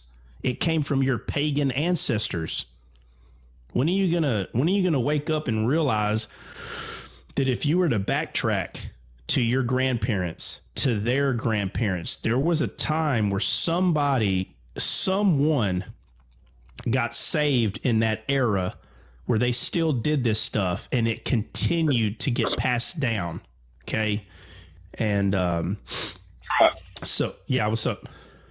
Abraham was a pagan. That's why God called him out of that, to leave his old traditions and now do a new thing, which was the Father Abraham, which is where everything starts from. People think that Father Abraham was just holier than thou since he was born, and that's not true. He was a pagan and had to come out of paganism to do the right thing with God, and then he was considered a friend, not prior to. Yeah. So if you think that the topic is what whether or not you should put a Christmas tree up, oh my Lord, have mercy. Let that be far from me. I could care less. You do whatever you want, but just remember, whatever you're doing, you need to start asking questions why you're doing it, whatever it is. You don't have to ask anybody, should I do this? Because right now there are people, they probably spent $2,000 on Christmas stuff. They can't wait for it to start. And they're like, well, there ain't no way I'm not sticking it. Then stick the stupid thing up. It don't have no meaning anyway. Stick it up. And if anybody comes up to you and starts, how dare you, Pain? You just tell them, hey, brother, just love me anyway. Okay? Does that mean you go sin and act like a fool and then tell people, just love me anyway? No, the point is, though, Jesus loved people even when they were wrong. Don't you understand? Even when they were wrong, he loved them. So if someone's doing something that is not true when it comes to Christ, for instance, Christmas tree, this ain't about whether it's right or wrong. It's not true. Don't you understand? It's a lie. That's the point. So it's not about whether you're doing something good or bad. No, it's a lie. It's not true. So you're wrong for beating people over the head and telling them, how dare you have that pagan tree? You're wrong. Just leave people alone. They'll figure it out, is what I'm saying. They're not, we're not stupid. We may be hard-headed, but we're not stupid. And then you become wrong when you make people put up a tree. I've seen people do that. Oh my God, you don't have a Christmas tree. You just became the exact same thing that I'm saying not to do. So you don't tell people not to put up a tree, and you definitely don't tell them, how dare you not put. I've seen people get mad. Y'all don't have a tree up? Oh my Lord, we're celebrating Jesus. Oh my goodness gracious. Oh, you are you? Okay, it's funny. You don't ever talk about God, boy. But when Christmas gets here, you can't stop talking about Christmas. Try to make everybody believe you're talking about God. Stop the nonsense. So whether you put up a tree or not, that's on you. But I will say this, the more understanding that we get about Jesus, these little traditions will die off on their own. And don't get me wrong, in America, I get it. It's hard, right? It's hard to stop doing something you've been doing as a kid. I'm not ignorant to that. I'm from America. I get it. Trot, I'm not sure if you said this or not, because I'm not, my Wi-Fi is coming in and out because I'm not at the house. Did you mention that it's not even when Jesus was born? That's not even the time frame of his birth. Well, I mean, no, I didn't, but to be honest with you, I don't have to, because it don't have nothing to do with Jesus anyway. Exactly. That's what I'm saying. I mean, just yeah. for those that don't know that, that's not the time frame. Yeah. Yeah. And how, yeah. How would you mentor, I guess, a parent? So, like, say, because their kids go to school and their kids is around all these other family kids that, they celebrate Christmas, and you don't want to offend. Yeah. Well, I don't say you don't want to offend your kid, but in the name of your God and having reverence for your God and not participating in this paganism, your child might be, have a distaste for for your God and your belief, just because it's like you deprive them. How would you approach that? Deprived them how exactly? Deprived them how? Well, you actually didn't deprive them, but in their mind they're feeling deprived, like, oh, I don't get to celebrate Christmas, or or have a tree. Yeah. So no. Listen. This is actually very simple. I get asked this all the time. Every time Christmas comes up, I get asked. This gets brought up. Listen, it's so simple. Just tell your kids the truth. That's all you have to do. That's all you got to do. Say, hey, we're going to play a game. It's called Christmas. All you have to do is just call it a game. That's all you have to do. That way they can play. So don't lie to them about what Christmas is. Just tell them the truth. So that way they're not deprived of the American culture game of Christmas that we have. It's just a game. It's like telling a kid that's playing football, you're going to lie to them and say, okay, this is about Satan and Jesus, and we play for Jesus. We're on Jesus' side, so let's go kill those demons. Bro, that's not what sport is. It's a game. A sport's a game. It's no different. Can I kids interject? know what game. Sorry. Yeah, of course. I wasn't sure if you was. I thought I heard a gap there. Just trying to catch air there. But no, Benny, I think what Trot said is absolutely correct. You just tell them the truth. My kids, for example, me personally, I've never played the Christmas. Like we play it as a game, like Trot said, but they know for a fact this is not this is not the birth date of Jesus, that sort of thing. We do celebrate Christ. We put up our I don't like the Christmas tree, bro. I never liked the Christmas tree. I've never been a fan of it. But we will put up this dog going crazy. But we will put up what is it called? The birth, como el nacimiento. How do you say nacimiento in English, Jesse? El nacimiento. How do you say that? The birth. It has a name though, whatever, the Jesus, baby Jesus, Mary. You're talking about the oh yeah, I know what you're talking about. Anyways, the nacimientos, the thing people put on nativity. Thank you, All Small. Yeah. Yeah. So I'll put up the nativity stuff with the kids, and I'll explain to them, and I read. And I do Hanukkah because I come from a Jewish background. So we do Hanukkah, and I explain to them the Maccabee Jews and how they stood firm for what they believed against the Hellenistic movement. And we do not celebrate, for example, Halloween. My kids have never dressed up for Halloween. They used to ask me when they were little, like, why can't I dress up? Because we don't do that. It's that simple. We just don't do that. When you go to a Jewish, like an Orthodox Jewish family, they don't explain to their kids why we don't do certain things. We just don't do it. That's not us. We're different. And it's okay to be different. It's okay to believe what you believe, and you don't have to be like everybody else. And I think it's good to set those standards for kids so that they become leaders in their own, that they don't have to do what everybody else does, bro, because that's not who we are. We stand for what's right, and that's it, at the end of the day. Amen. I love that explanation, Joe. That's straight to the point. Amen. Can I just say this? Because before you talked about it, I always looked at it this way, because circumcision was pagan, but God took a pagan thing and made it for a holy thing for Israel. Same as the phrases gospel, apostle, all these phrases that Jesus took from Roman culture and used it for our language, for the scriptures.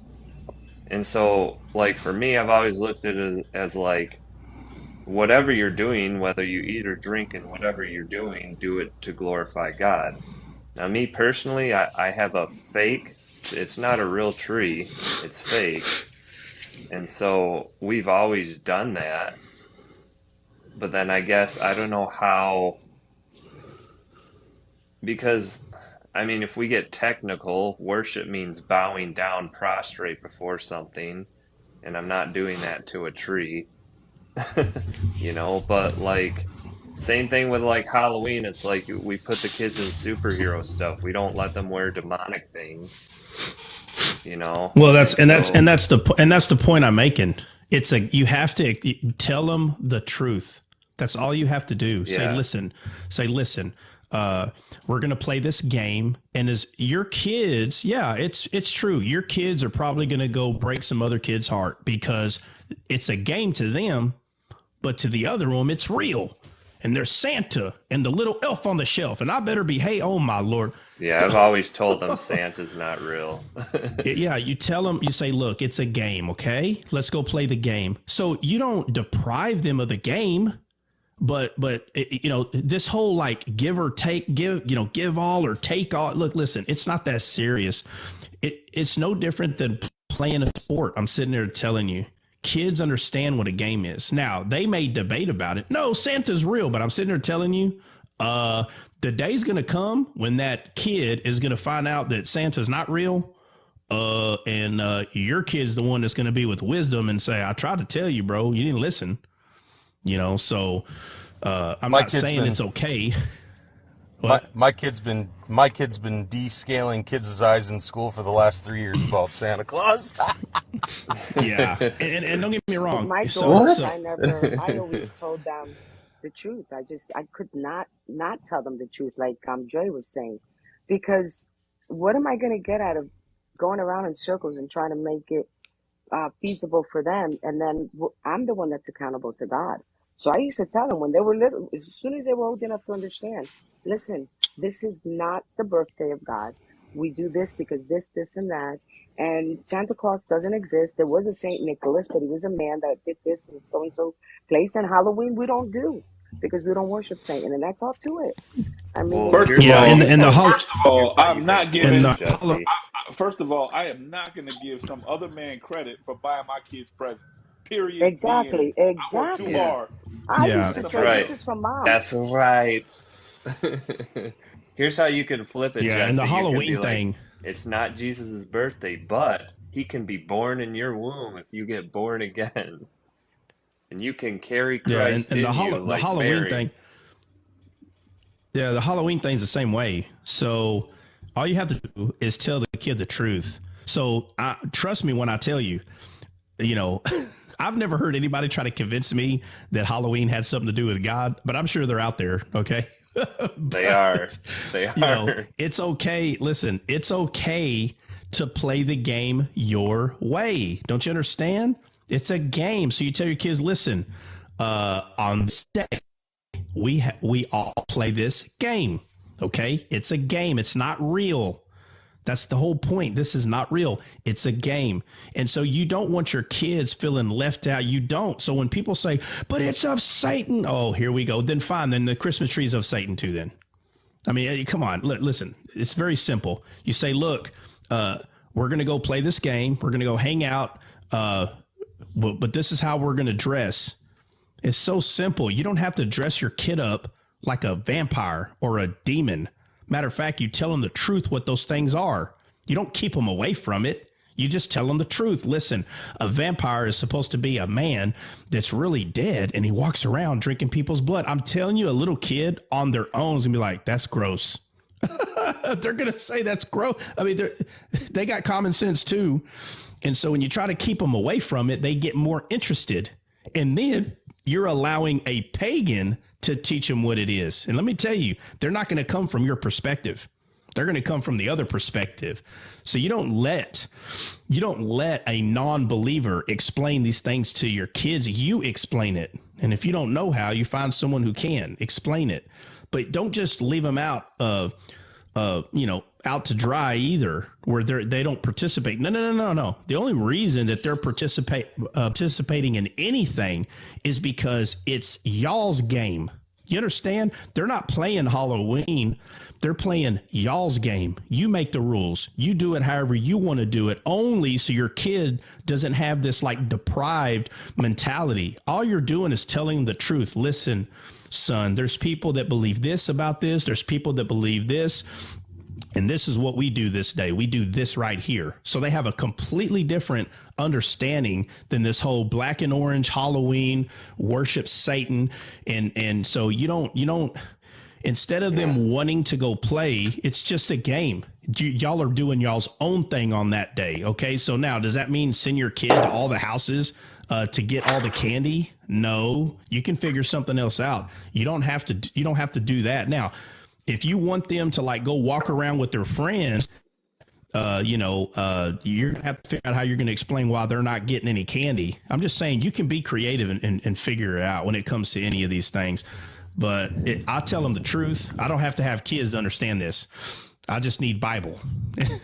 And it's better to tell your kids the truth than to lie to them. So if we're still not sure about that, then we need to go back to the Bible. It's very simple. It's not okay to be lying to your kids about these pagan traditions. It is better for you to tell them the truth. And the older they get, the more they'll understand, and they'll appreciate you telling them the truth when they get older. Of course, they're going to cry and get upset because they want to do things their way. But the kids don't raise the parent. It's the other way around. The parent raises the kid, right? So you're actually loving your kid by telling them the truth. You're not loving them by lying to them about Santa, fat man coming down a chimney. Yeah, what's up? You know, what you're saying is absolutely true, but it has to be paired up with what you said yesterday. When you are a dad, and I'm telling you this by experience, when you are a dad that actually spends time with their children and you make memories with your child to where they see you as that superhero, because I'm going to tell you, a father is, when a child is born, as a dad, you are automatically a superhero. You're the best thing that ever walked the face of the earth to a child. You lose that respect yourself with your own actions as time goes on. But if you maintain that status of being in these kids' life and you spend time with them, quality time, go camping in the backyard, take them fishing, and every single action they see with you, when you tell your child about Halloween, or you tell your child about Christmas, or you tell your child about Easter, or you tell your child about sex, when you teach your children the Bible, they're going to respect what you have to say because of the relationship that you have built with them. The problem is that a lot of parents are going to try to play this quote unquote game with their kids, but they haven't spent enough time with them to earn that sort of superhero status, quote unquote, with your child. It's very important that you spend time with your kid. And if you go to the book of Deuteronomy, it says that the father has their children around them and he teaches them the word of God day and night. That means he's consistently meditating on the word of God with their children.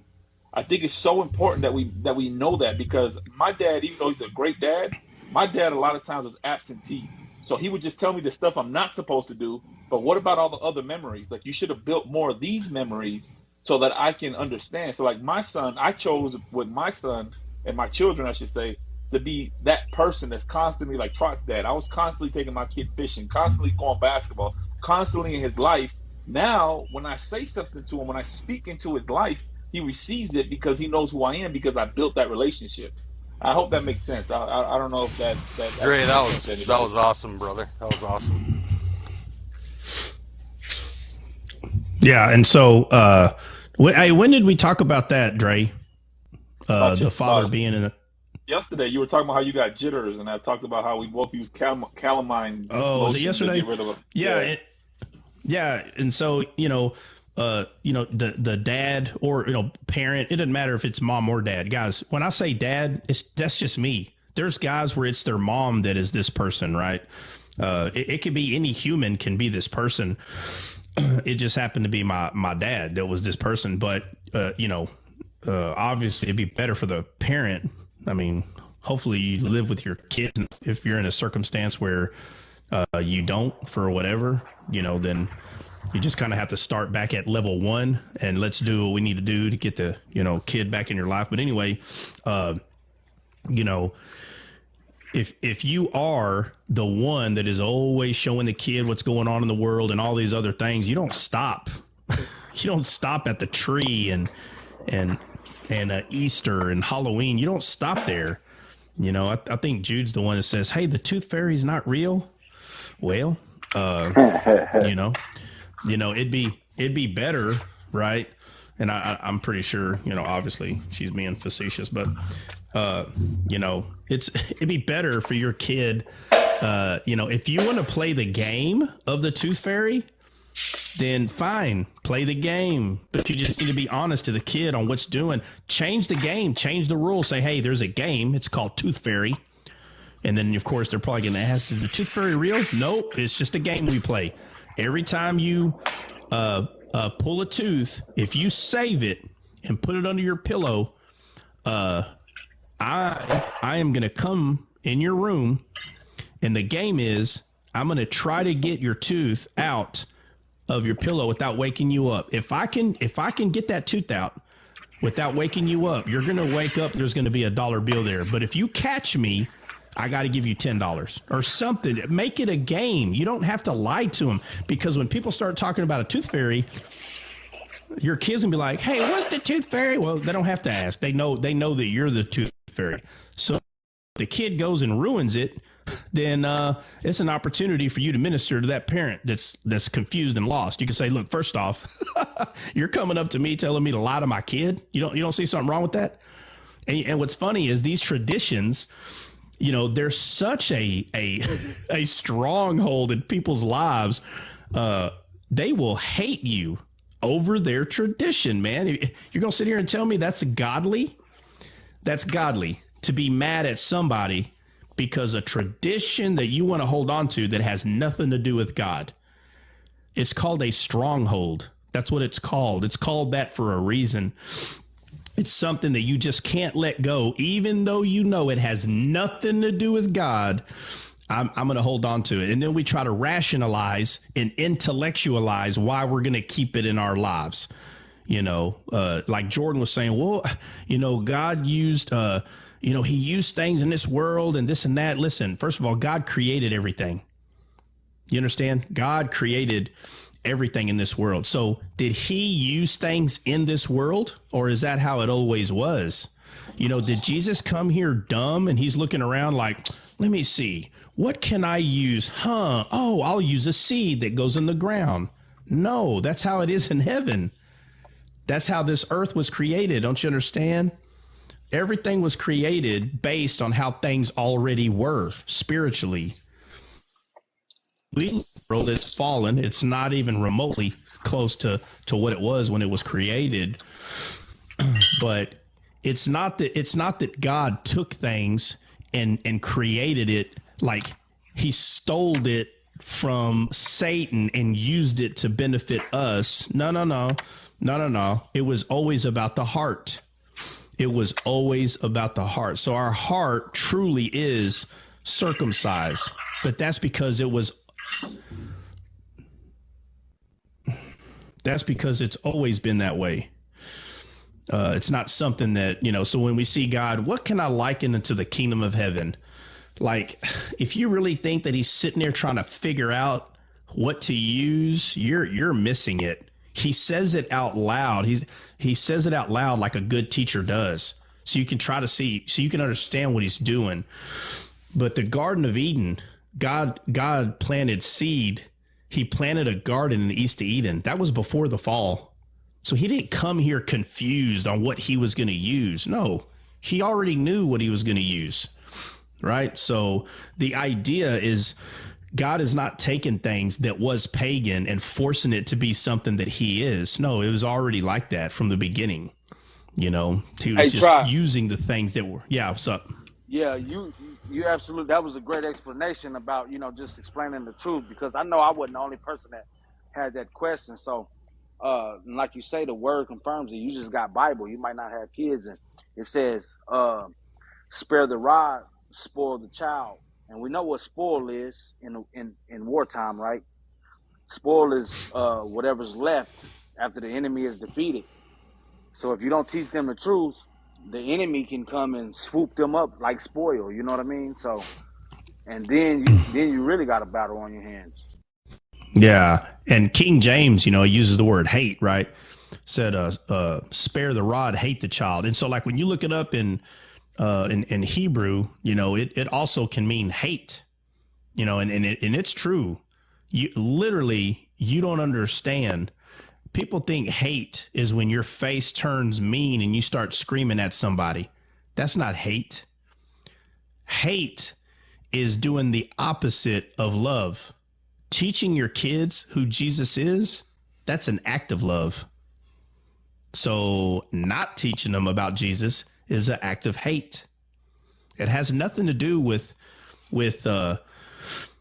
yelling and screaming and things of this nature. If Jesus is life, right? If you're not giving life to your kids, then what are you giving them? You're giving them death. If you're giving death to your kids, then you have to hate them. You're hating them. And people will yell at you, I'm not hating. And they don't understand. They don't understand what hate is then. Because that's exactly what you're doing. If you are not teaching Christ to your kids, I'm telling you right now, I don't care. You hate them. You hate your kids. Because if you loved your kids, you would give them the only thing that is life, which is Christ. If you loved them, you would 100%. So, that's why Esau gave up his birthright. And, you know, it says God hated Esau. Well, yeah. Esau chose to give it up. Yeah, right. So God is hating the action. He's hating the action. This whole idea of not receiving your birthright. Each one of us has a choice to receive our inheritance through Christ. And when you don't do that, that is what God hates. He hates that you're throwing away your birthright. That's what he hates. So when the Bible talks about he loved Jacob because Jacob took the inheritance. You have to take it. It's yours for the taking.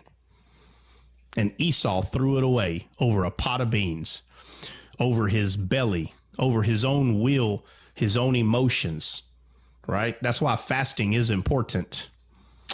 You know, fasting is you forcing your flesh to obey you. I want to eat, and you tell it no. I want to do this. No. It's your soul inside of you is showing the flesh that the flesh does not have dominion, that the spirit does, not the flesh. And the only way to do that is to go to battle. You got to go to war. And it is. It's like, all right, I'm not eating today. Oh, man. Matter of fact, if you tell yourself that and you hear, bro, that sounds crazy. Like, why would I not eat? I'll tell you right now, that's your flesh right there. No, bro, no, calm down, bro. Calm down, bro. Why are you telling me not to eat, bro? What's wrong with you? You know, and then you do it. And then the next day you eat, and then, you know, eat for a week or two. And then now do it for 2 days. Everybody's got a different standard, man. There's a different line. Anybody can make it one day. Anybody.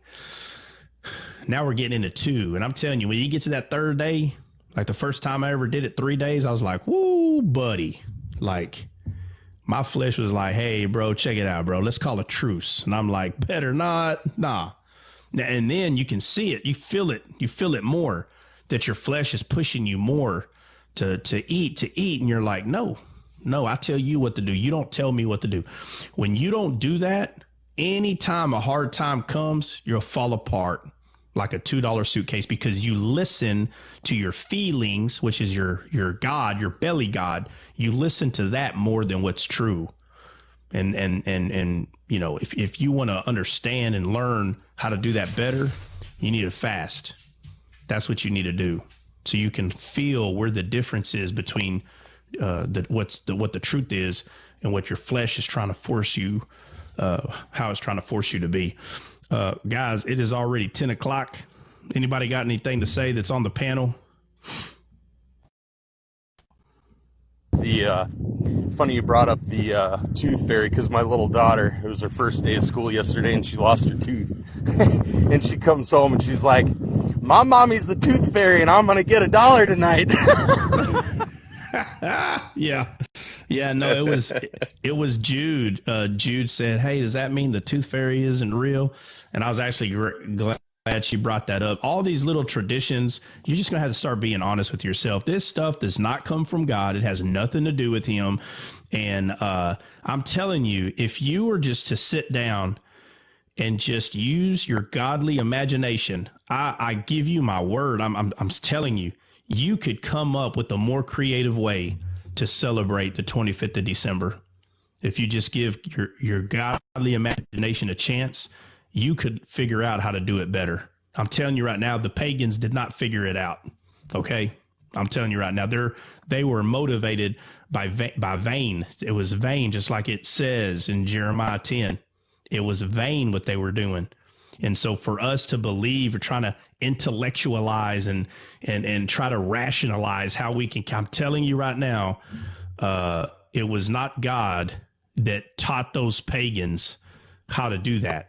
It was the pagans. It was their belly that taught them how to do that. And so because of where it came from, first off, the Bible says not to be like the heathen. So it doesn't say that, you know, that it's different now. No. It's still vanity. It's still a heathen action, period. That's why we don't circumcise physically, because circumcision is of the heart. So all these things in the flesh has nothing to do with God, because God is a spirit. All these physical things have nothing to do with God. God is a spirit, and the Spirit of God lives in you. That's what's true. So, again, the disciples didn't put up a tree. The disciples didn't have a fairy godmother. The disciples didn't have a tooth fairy. The disciples didn't conduct Halloween. There was no Easter the way it is today. First of all, bunnies don't lay eggs. Come on, wake up. This stuff ain't hard.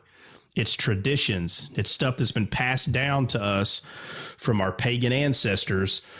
And, you know, so again, the whole depriving thing, we still live in this world, right? We still live in this world. So this is not about what you need to be doing, what you shouldn't do. No. The only thing you should do is be honest with yourself. That's what you should. If you didn't take anything that we talked about today, then take this. This is what I'm saying. Be honest with yourself. That's what I'm saying. Be honest with yourself. So, you know, a lot of people, they just want someone to tell them what to do. And that was the problem in the Old Testament. The problem in the Old Testament is, give us a king. We want a king. Everybody always just wants to be told what to do. And that's not proper. That's not true. What's true is we need to grow in understanding who God is, right? We need to have a relationship with God. You know, us having a relationship with God isn't saying that God is learning us and God wants to. No. The problem's not with God. The problem is with us. We need a relationship with him. Don't you understand? He's not the one that doesn't know how to have a relationship with us. He's not the one that's confused on who we are and he has to get to know us. No. Job said, I knew you by the hearing of the ear, but now my eye, they're right there. right there. Job started building a relationship, a true relationship on who God is. So the more we learn about God, the more the relationship on our side grows, and the more that we go to him, and the more that we, seek his wisdom and seek his understanding. So, yeah, has anybody got anything to say on the panel? Anybody? Are we gonna have a 2-day today there, Trot? Probably not. I don't want to say a complete no, but probably not. But well, if you decide to, just shoot a couple texts to everybody here, and then we'll share it out. We'll message everybody and let them know. I'll try to. Yeah. Anybody else got something to say on the panel? Anybody? No. God bless. Yeah, one more thing. I know there's a couple new people in the viewers right now. Just so they know, when your show is on, it's Monday through Friday, 7:30 a.m. to 10 Central Time. Just so everybody knows. There's some new people in the chat, so just wanted to let them know if they're interested, because some of them came on and commented, that first time they're in here, and what you're talking about was interesting. So if they wanted to hear more. Okay, yeah. So Monday through Friday, 7:30, just like Big said, 7:30 a.m. to 10 o'clock a.m. Central Time. Descaled is on. And Descaled has a YouTube channel. So if you want to hear for the past few months what we've been talking about, all the videos are uploaded now. I will say this, it's actually more audio. There might be some things that you can see that happens, but the screen that you see now is you won't see the chat, which is not really cool. I wish the chat was there. But the photos of like the people, and sometimes when we open up our cameras like to show something, you'll be able to see some of that. I don't understand why it doesn't just convert over 100%, but it doesn't. But that's the YouTube lags channel. like 15 seconds or so. Yeah, so the YouTube channel is @Descaled, right? Descaled Live. That's the YouTube channel. So I'm sure if you follow somebody here and send them a message, like if you can't get a hold of, like can't find the @Descaled Live YouTube channel, somebody here will probably shoot a video to you. That way you can at least get into the YouTube channel. But anyway, I'm not sure if we're going to do 2 a day today, but if we do, I'll send a message out and hopefully it gets around. And if you haven't set up your chime, go ahead and do that. I'm going to try to get into my TikTok to see if I can update it or something, and because I think people haven't been getting the chime. So anyway, if really fast, what's up? Really fast, you want to just tell people what Descaled means, what that Acts 9:18 means? You can go ahead and go over it. Oh shoot. He got you, buddy. I was thinking, well, no, because it's like the end of the hour. Nah, you can say. I was just gonna say a real quick summary. So, yeah, sure, I can go over it. You can tell me if I'm taking too long. So Acts 9:18 says, "And immediately there fell from his eyes as it had been scales, and he received sight forthwith, and arose and was baptized." And so, yeah, who is that? Yeah, this is the Apostle Paul.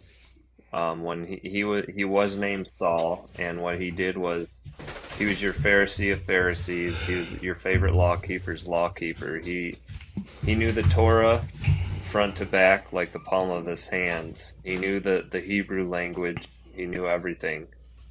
And he persecuted unalived Christians and threw them in jail. And he was on the road to Emmaus, and God stopped him, and God blinded him. Damascus. Damascus. God blinded him, and Jesus appeared before him and basically said, "Why do you persecute me?" And he's like, "Who are you, Lord?" And so basically, God blinded the eyes that were open from the tree of the knowledge of good and evil, the carnal mind. And he opened his spiritual sight to see who God really was. And so Paul became descaled, and there are scales that are over the eyes of, which is pride and Leviathan. And that those scales light cannot even penetrate, and Jesus is the light of the world. And so Paul's pride fell from his eyes, and he was able to see spiritually now and give the true gospel. And so that's what descaling means. We come here to see the shadows of Christ in the Old Testament, because Paul even prayed for the church that did not have the New Testament. He said, "I pray that the eyes of their heart may be enlightened." And so, and that the spirit of wisdom and revelation in the knowledge of him may be given to us. And so he was praying for a people who only had the Torah to be able to see Christ within the scriptures, Christ who is the real living word, because black letters on white pages are only a small part of it. I'd say the starting point, but the true word is the one that lives. That's why the Word of God is the inspired Word of God. It's a living Word. It's not just the black letters on the pages. And so this live is all about seeing Christ from Genesis to Revelation and opening our spiritual eyes to see him. So I hope that made sense. Right. And so the whole point of all that is because Jesus said, go. In Ananias, his name was Ananias, right? That Ananias. Ananias, prayed for Paul, and his name means grace, and so grace descaled Paul's eyes. Right, and all that is because Jesus said, "Go ye and make disciples," and so that's what this show. I'm going to say show from here on out, because that guy that came up and said, "This guy thinks she's running some kind of show." That's a show now then. How about that? Catch me outside. How about that right there? So being descaled is period. But being descaled is making a disciple. Now the person is able to learn from the Spirit. That's what making a disciple is. We are not the ones that make the disciple and continue to feed. Spirit does that, and you have to learn how to trust the Spirit. And the Spirit's done proven itself time and time again. There is a point that you get someone, and after that, I mean, all you got to do is sit back. There's several people already.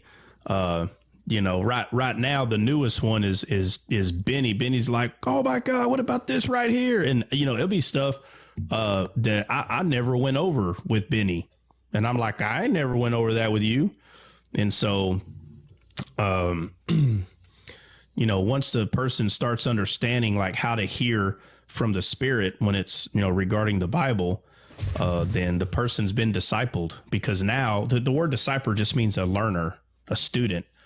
And what you're doing is you're showing them how to be a student from the Spirit. That's it. That's all you're doing. And God's got it from there.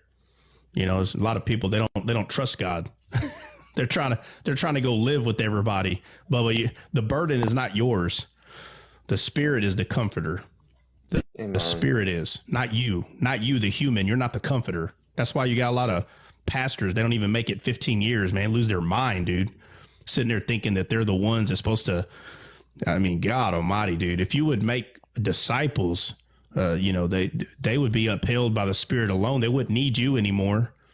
That's what we're supposed to be doing. But anyway, because the Spirit guides you into all truth. Yeah, absolutely. Yeah. Well. Oh, wait a minute. Somebody wants to come up. Hello, guys. God bless everybody. Andrew, what's up, man? What's up, James? God bless you guys. God bless you guys. God bless you guys. Bless you, brother. Guys, I was extending a an invitation to whoever would like to join tomorrow. We're gonna have a conversation. Trot, I would love you to be there. Albie's gonna be on the panel. Only the powerhouses, so to speak. Brother Trot, whoever is interested, we're gonna be hosting a live about the 144,000. Oh my Lord! Yeah. Oh, better not. I better not. Oh, so y'all gonna be talking about Revelation? Yeah. Hey, Andrew, I don't hop in lives that talk about Revelation, bro. I mean, I might stop by and maybe listen for a few minutes, but I better not get up there. No, Trot. That's the beauty of it, is that we're hoping that your iron can sharpen our iron and vice versa. You know what I'm saying? So, oh yeah, no, don't get me wrong. Trust me. Hope that's always the hope, right? But based on statistics, I can probably send you a DM on what's probably going to take place here and there in that chat. But I'll say this. First of all, it's never wrong to talk about anything in the Bible. Only a fool would believe that, right? Only a fool would believe that it's wrong to talk about anything in the Bible. But wisdom tells you who to talk to about the Bible and when and how, right? So everybody has to use their own discernment on when they're doing that. But no, I appreciate the invite. The various angles, my brother Trot. We're going to be addressing the various angles, and you know as much as I do that you're going to run into Moses, you're going to run into early Christian martyrdom, you're going to run into Revelation. Yeah.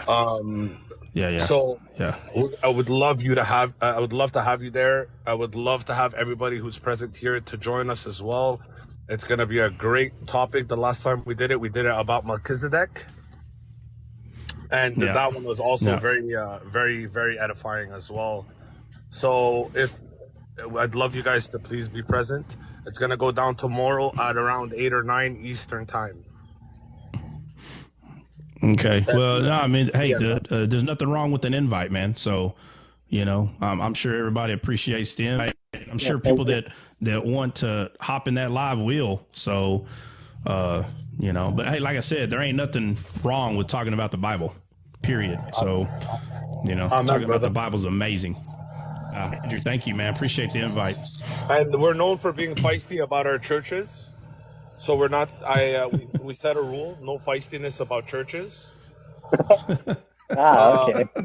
Because that has caused some major division around us, and we're never going to do that again. And whoever does it gets dropped. So it's not about churches; it's about Bible. Hey, Andrew. Yes. Andrew, feel free to come to this live, bro. Monday through Friday, 7:30 to 10 Central Time, bro. Guys, I sit here and I watch sometimes for an hour, and I'm like blown away with the Bible knowledge you guys possess. It's amazing. And I'm glad to say that you guys are my brothers and sisters in Christ. And we don't, because unfortunately, and I know this is going to be sound like a condemnation, but it's not a condemnation. But I will say this with certainty: the grand majority of Christians are lay Christians, and lukewarm, that don't understand what's in the Holy Book. And I think it's incumbent upon us to rectify that. So regarding you guys' life, I tip my hat to you amazing folks, and thank you so much. Our job is to go out and make disciples. So that's the whole journey there. So yeah, man.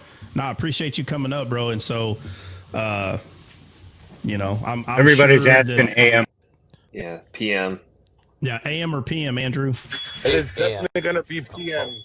PM Eastern Time, 8 o'clock. Between 8 and 8:30, it's going to begin. Unfortunately, I lead a very busy life, as you can hear behind me. I own whatever, doesn't matter. The point is... Yeah, hey, Andrew, what form of Christianity are you part of? Like what denomination or what's... Huh? This is... Okay, so I'll answer, and I'm hoping... I'm an Eastern Catholic. So. Eastern Catholic. Okay, so yeah, but all my Eastern life, Catholic. Again, I'm not fostering that mentality, though, Brother Trot. I don't want to foster that mentality because it's caused so much division.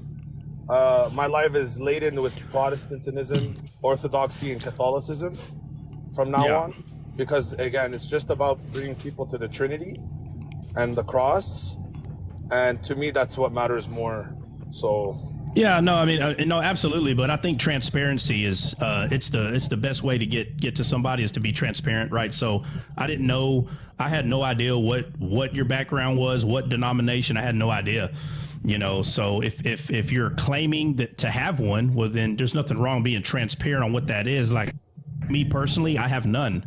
Right, I have no denomination whatsoever. So, but that's just me being transparent. So I understand, you know, that you don't want to, you know, focus on that, which that's not the focus. But being transparent is actually the best way to come across to somebody. And I'm not talking about transparent about your whole life. Nobody has to know where you work. All that stuff's irrelevant. But as far as what foundation or base, you know, that someone derives from, there's nothing wrong with transparency. So Andrew, appreciate you coming up and inviting people to come to your Jerry Springer session that's going to occur tomorrow at 8:00 p.m. It's Eastern not going to be a time, Jerry Springer session. I don't know if you've watched a little bit, but with Albie, we don't foster that with Albie, brother. Yeah, he's pretty cool. I saw him Andrew, Andrew, just so you know, everybody up here knows that I'm kidding, so it's no big deal. Nobody's going to take that serious. You're good. Oh, I'm not offended. Trust me, I'm not offended. No, it's all good, man. And thank you for the clarification. Yeah. Just so you know, everybody up here, they're not ignorant. Beautiful brothers and sisters in Christ. All right. Yeah, no, you're good. Benny, Master, Aaron, anybody, y'all got something to say before we bounce off? I just want to say something real quick before I get off myself, brother, if that's okay with you. Okay. Go ahead. I wanted to say about the churches real quick is that no two puzzle pieces are alike, and they all make one picture. So that's the standard we're gonna go with. Is that maybe my puzzle piece looks different than your puzzle piece, but together we make a picture. So that's the view I would like to go with from here on out, and I'm hoping we can all show that. Just remember, you know, like I said, transparency is key, and so, and I fully understand your standpoint. You know, I get it. You know, but at the same time, God, the way it's worded to us is this: you'll know if they're my disciple because they know how to love one another. That's what it says, right? So you shall know them by their fruits, right? Yeah, you'll show right, and the fruit is not how perfect they are. That's not the fruit. The fruit is what they produce. And when you produce love, when you produce joy, when you produce patience, right? And also your offspring, if you're opening people's eyes to understand how much God loves them, they also become a fruit from the person that fed the person, right? One plants the seed, one waters, right? So you'll know them by their fruit. It's also the people that they feed, right? And the way they see God and the way they hear God. This is also a fruit, right? So it's not how perfect somebody is, because if someone got saved yesterday, they're not going to stop doing everything that they've been doing. So to say that their fruit, they have to be of the devil because they didn't change, right? Like a light switch wouldn't be a proper way to explain what fruit is. But I'll say that anybody else got anything to say on the pen? I keep looking at the time. It's almost 10:30. I don't want to be up here all day. God bless. Oh, I'm good. We're trying to get all those moments of 5 minutes of wasted time. We're trying to get all those minutes back, Trot. So you did a good job today. Yeah. You did a good job today. Hey, Jess, you got something to say? Aaron, either one of y'all got something to say before we bounce? No, these powerhouses are going to be cool. All right. So y'all heard it, 8:00 Eastern time PM tomorrow. They're going to have a live where they're talking about Bible stuff. So if we don't do a 2-a-day today, I will see y'all Monday morning. God bless. God bless. God bless you, bro. I hope to catch you, Trot. You better come up, man. I'll try, man. We'll see. Y'all have a good All one. right. God bless.